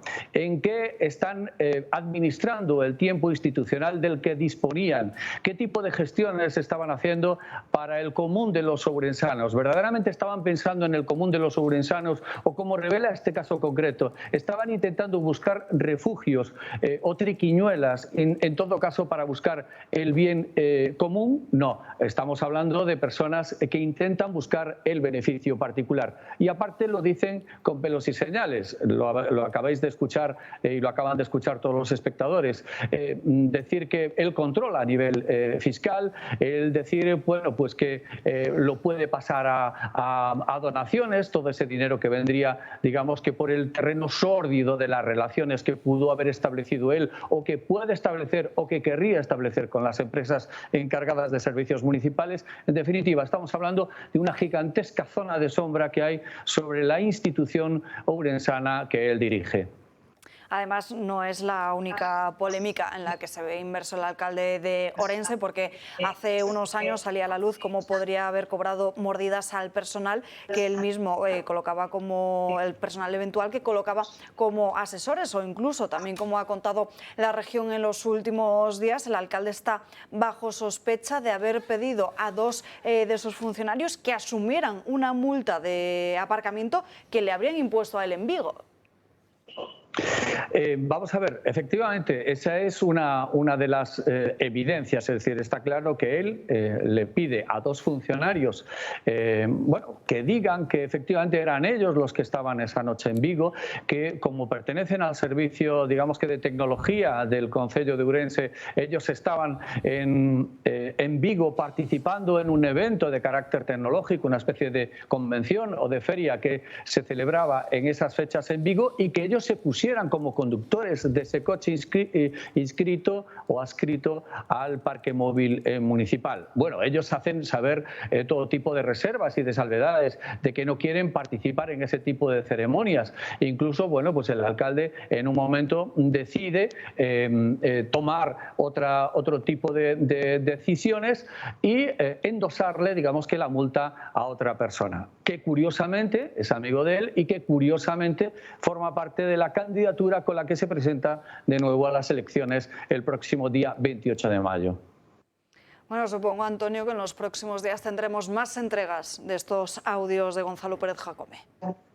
De momento lo que tenemos que hacer es ir digiriendo lo que está saliendo todos los días, que ya bastante estomagante es. Esto sí tendrá, creo yo, una ramificación judicial. A los jueces están apelando a los grupos de la oposición de forma oral, pero también de forma efectiva, presentándole documentos o llevando a la ventanilla del juzgado de guardia, como ocurrió el sábado pasado, pues todo este tipo de cosas, para que una vez sus señorías tengan este tipo de cuestiones, decidan ¿qué hacer? Si abrir una investigación, si llamarla a declarar, en definitiva, que se depuren todo este tipo de responsabilidades en lo ámbito judicial, en lo ámbito penal, en lo ámbito político y en el ámbito moral y en el ámbito social. Yo creo que este tipo de prácticas también debería de interiorizarlos la sociedad urensana en general, pues qué es lo que está ocurriendo con un señor que está dirigiendo la institución que maneja aproximadamente sobre 100 millones de euros de presupuesto público. Le pregunta a Josep María Francas. Si puede ser que por despiste, pero no me he enterado. Todo lo que tenéis son cintas. No, lo que tenemos son audios. O sea, lo que tenemos grabadas, son audios.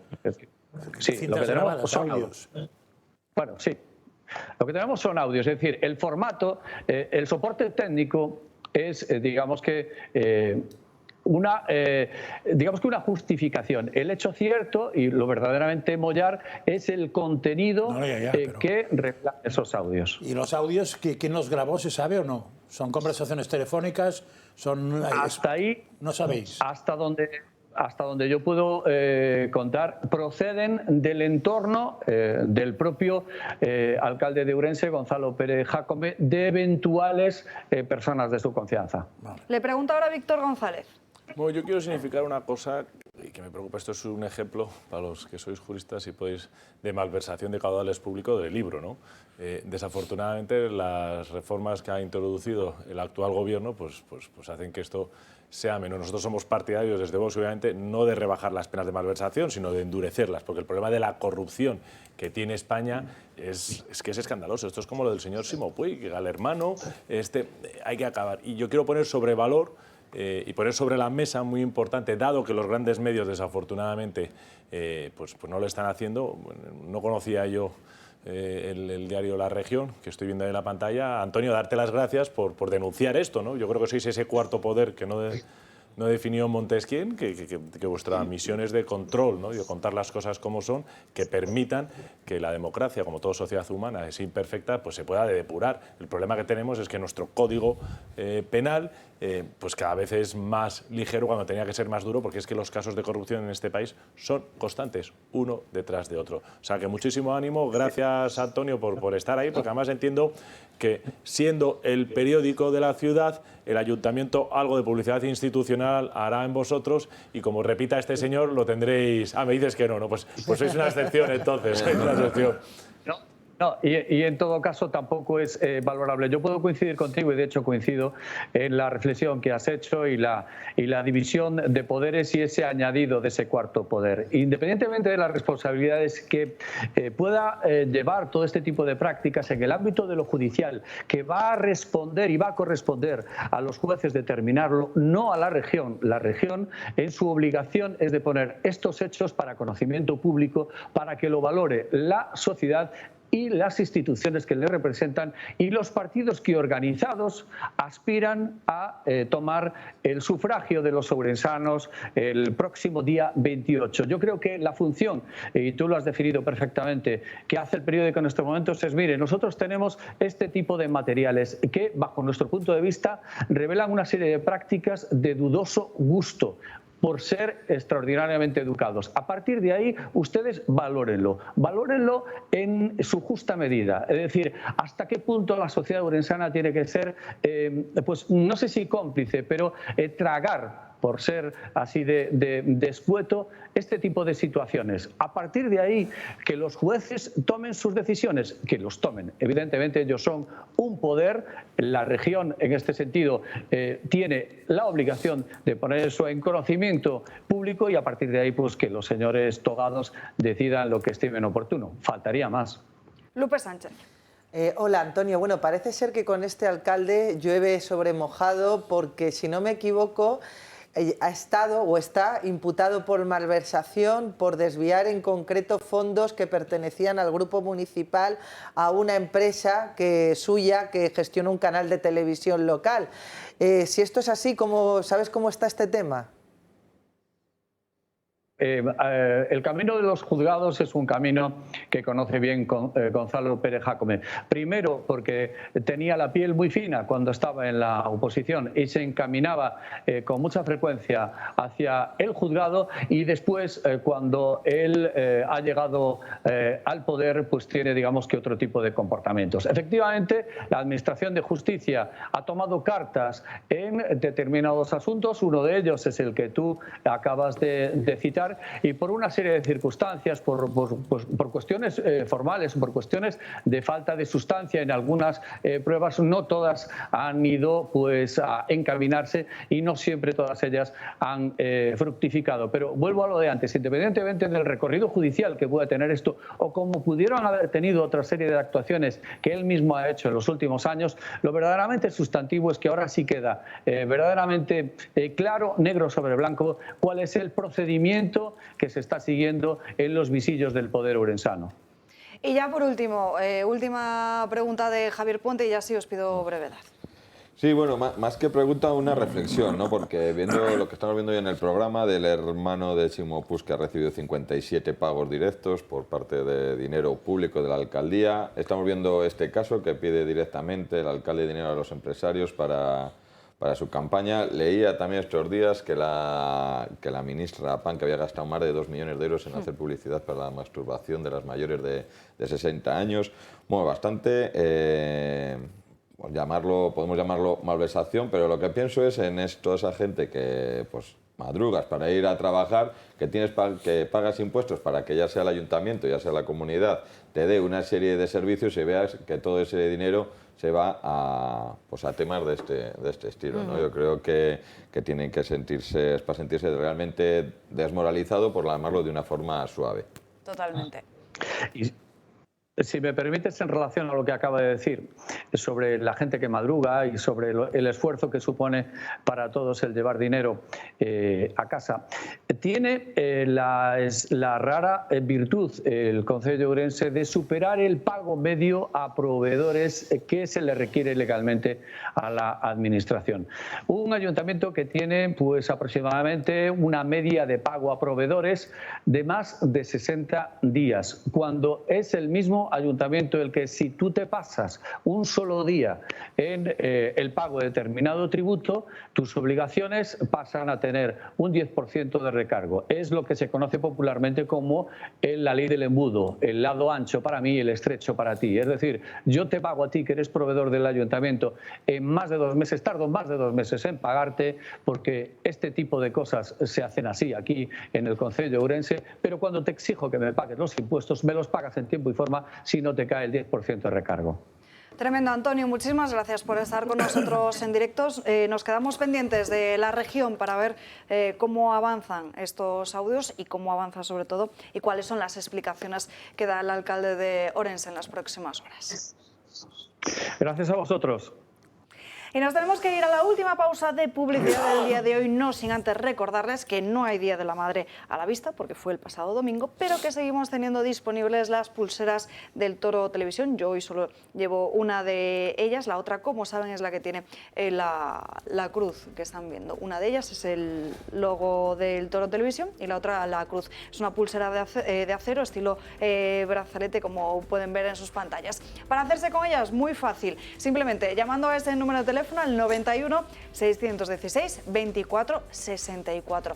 También, si lo prefieren, pueden escribir un correo electrónico a club@eltorotv.eu. 91 616 24 64. Mismo número de teléfono al que tienen que llamar si tienen alguna duda para eso que estamos preparando, que les contábamos ya ayer aquí, de las conferencias y esas jornadas tan interesantes que estamos organizando en el Valle los días 21, 22 y 23 de junio. Vamos a visitar el Escorial. Por la hospedería, además del Valle, va a pasar Pablo Linares, Esparza, Orcajo, Kaki Minuesa, Julia Ariza, José María Francas también, Juan Antonio de Castro, Quintana Paz y muchos más. Para apuntarse, la página web, lo más fácil y lo más rápido, siempre se lo digo, clubdeamigos.eltorotelevisión, eltorotv.com.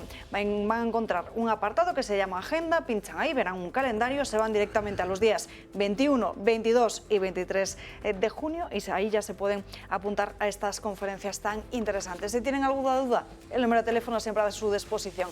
91 616 24 64. 2 minutos y terminamos el día en Dando Caña.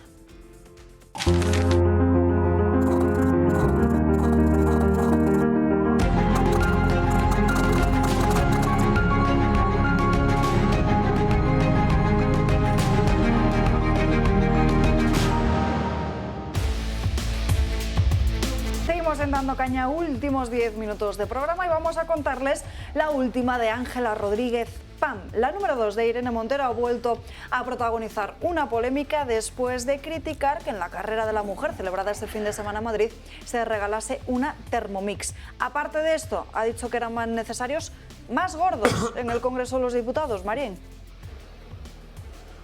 Así es, Alba. Hoy tenemos que volver a hablar de Ángela Rodríguez Pam, la secretaria de Estado de Igualdad, porque es una mujer que ha estado siempre envuelta en polémica, pero hoy tenemos que sacar a relucir 2 de ellas.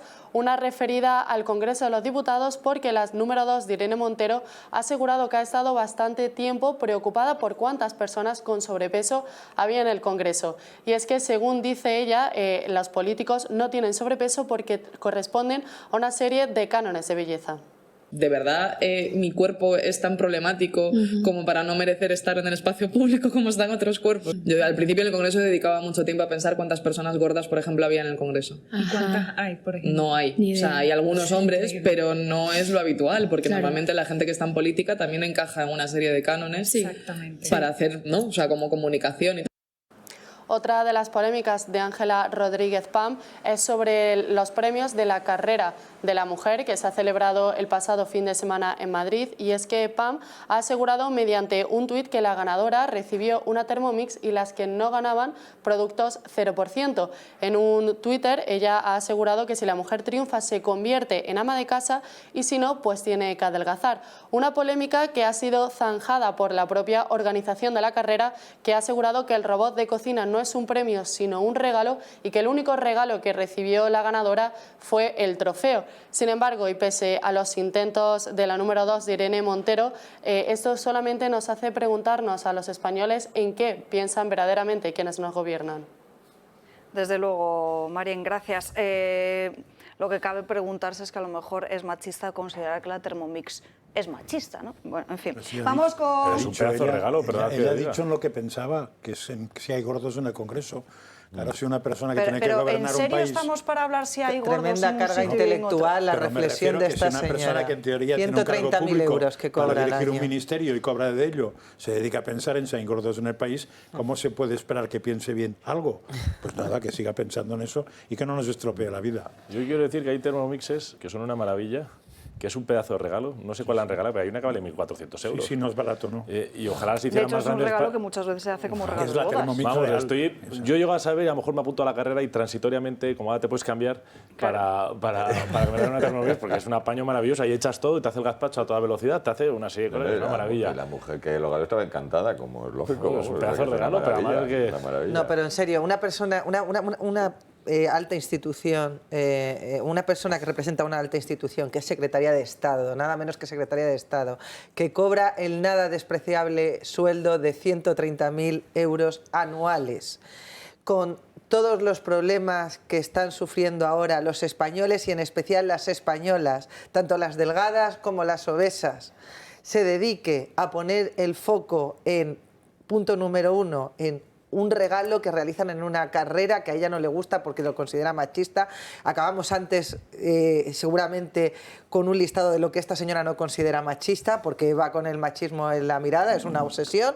Y en segundo lugar, que ella considera que en el Congreso que tiene que haber cuotas también, aparte de las cuotas para mujeres, cuotas para gordos. Y es que es lo que pasa cuando juegas a esto de la victimización y de establecer cuotas para víctimas. Que además se victimiza diciendo que la critican por ser gorda y fea. Son sus palabras. Sí. Pues igual la critican por decir todo el rato estupideces. En fin, que nos quedan menos de 7... Yo solo decir que parecía que había un canon de belleza para los políticos. Por reírse de los efectos de la ley del solo sí se la critica mucho y por hacer mofa. Por cierto, el Tribunal Tribunal Constitucional, que ha admitido este martes ese recurso de Vox contra la ley trans. Además, como saben, habían interpuesto también varios recursos para la formación de Santiago Abascal. Esta ley limita de un modo insoportable las libertades y desasiste a los menores. También el Constitucional ha anunciado que va a estudiar el recurso del Partido Popular contra la derogación del delito de sedición. Y nos vamos a un último asunto. Vamos a ver en qué consiste ese acuerdo salarial que se ha tomado en las últimas horas. Los órganos de gobierno de las patronales y sindicatos avalan el acuerdo para subir un 10% los salarios hasta 2025. Se recomienda en los convenios colectivos subidas salariales del 4% en 2023 y de un 3% tanto en 2024 como en el año siguiente. Además, en el texto del acuerdo hay una cláusula de revisión salarial, que en caso de desviación de la inflación podría implicar alzas adicionales de hasta el 1% para cada uno de los años del acuerdo, a aplicar al inicio del siguiente ejercicio. En el acuerdo se especifica que los negociadores de convenios colectivos deberán tener en cuenta las circunstancias específicas de su ámbito para fijar las condiciones salariales. El vicepresidente de la Confederación Española de Organizaciones Empresariales afirma que es un acuerdo responsable. Va a permitir a los trabajadores tener una subida salarial en los próximos años y que va a permitir también a las empresas tener estabilidad. Desde UGT señalan que el acuerdo es un punto de partida que permitirá un reparto de la riqueza más equitativo y que contiene importantes avances en el desarrollo de la reforma laboral en materia de contratación. El acuerdo llega tras más de un año de intento de una puesta en común. Las posturas eran muy distintas. A finales de la semana pasada, los negociadores de todas las partes llegaban a un preacuerdo y faltaba por perfilar el texto, hasta que los órganos de gobierno han dado el visto bueno. ¿Cómo lo veis? Bueno, cualquier acuerdo de esos es positivo. Lo que es muy interesante es ver que el gobierno no pinta nada. Es más, que los tres han decidido que no asista al gobierno, que no hagan lo del ministro Perejil con Ayuso de querer colarse, y aquí no se cuele Yolanda en la firma y en la publicidad del tema. Me parece muy bien. Puente. Sí, no, coincido. Sí. Al final, si ves que si el gobierno no está por medio, las cosas funcionan de una manera bastante normal. O sea, me parece una buena noticia, o muy buena noticia, ese acuerdo entre trabajadores y empresarios. Y como digo, o sea, el hecho de que no esté el gobierno, pues parece que las cosas funcionan mejor, porque cada vez que se mete en algo, pues todos son problemas. Y así que no, lo dicho, me parece bien. Yo voy a comentar el tema del Tribunal Constitucional, aprovechando que tengo aquí a representantes del PP y de Vox. Os voy a pedir, por favor, que no interpongáis más recursos de inconstitucionalidad contra las leyes de este gobierno. Bueno, porque hay una información que publicaba de Objective, creo que es, si no me equivoco, hace apenas unos días, que Vox estaba precisamente estudiando la posibilidad de no plantear más recursos para no legitimar todas las leyes. Es que no es solo porque vayan a ser desestimados, sino porque el Tribunal Constitucional de Conde Pumpido está aprovechando esos recursos para crear derechos que no están constitucionalmente reconocidos, y en base a esos derechos, ya te digo, creados con leyes ordinarias, ponderarlos con otros que sí que están plasmados en la Constitución y vaciar de contenido esos derechos constitucionales que nos dimos todos para crear otros de corte social. Lo está haciendo lo va a hacer con la ley del aborto, va a declarar que el aborto es un derecho, que todas las mujeres podemos reclamar ante las administraciones nuestro derecho a abortar, y eso en detrimento de que vaya no solo el tema del derecho a la vida, sino en detrimento de la objeción de conciencia. ¿Para qué lo hacen? Para cada vez poner más dificultades a los médicos objetores. Así que cuanto menos recursos de inconstitucionalidad se planteen, mejor. Incluso retirar los presentados. Es un tema de preocupación, obviamente, lo que está ocurriendo con el Tribunal Constitucional, como sabéis, sí, muy grave. Y muy en la línea con lo que tú has dicho, tenemos que tener mucho cuidado. Sobre el acuerdo de rentas entre patronal y sindicatos del gobierno, solo decir que me parece que me encantaría que no subiesen el 10%, sino un 30% el salario a las personas, que una subida de un 4% quiere decir en cuanto a que van a perder básicamente un tercio, porque la inflación terminará siendo del entorno del 7% este año, por lo tanto está habiendo una pérdida de renta disponible por la mayor presión fiscal que estamos sufriendo y de poder adquisitivo por la inflación. Dicho eso, por lo tanto, esto es un parche, pero la realidad es que el Gobierno no está haciendo absolutamente nada para acabar con la inflación, que es terrible en este país, y para todos los problemas que estamos arrastrando de la economía y que tendremos que hacer nosotros o el próximo Gobierno, y que va a ser duro, pero que lo haremos. Y hasta aquí hemos llegado por hoy, no hay tiempo para más. Gracias a todos por acompañarnos a lo largo de esta mañana en Dando Caña. Nos despedimos, pero antes les vamos a dejar ese número al que tienen que escribirnos ese mensaje de texto para apoyar a esa casa, para apoyar al Toro Televisión y para evitar que desde la Moncloa se hagan informes y nos controlen todo lo que decimos, como ha ocurrido con otros medios. Un mensaje de texto con la palabra Toro al 28088. Cualquier mensaje es de gran ayuda y se lo agradecemos enormemente de corazón.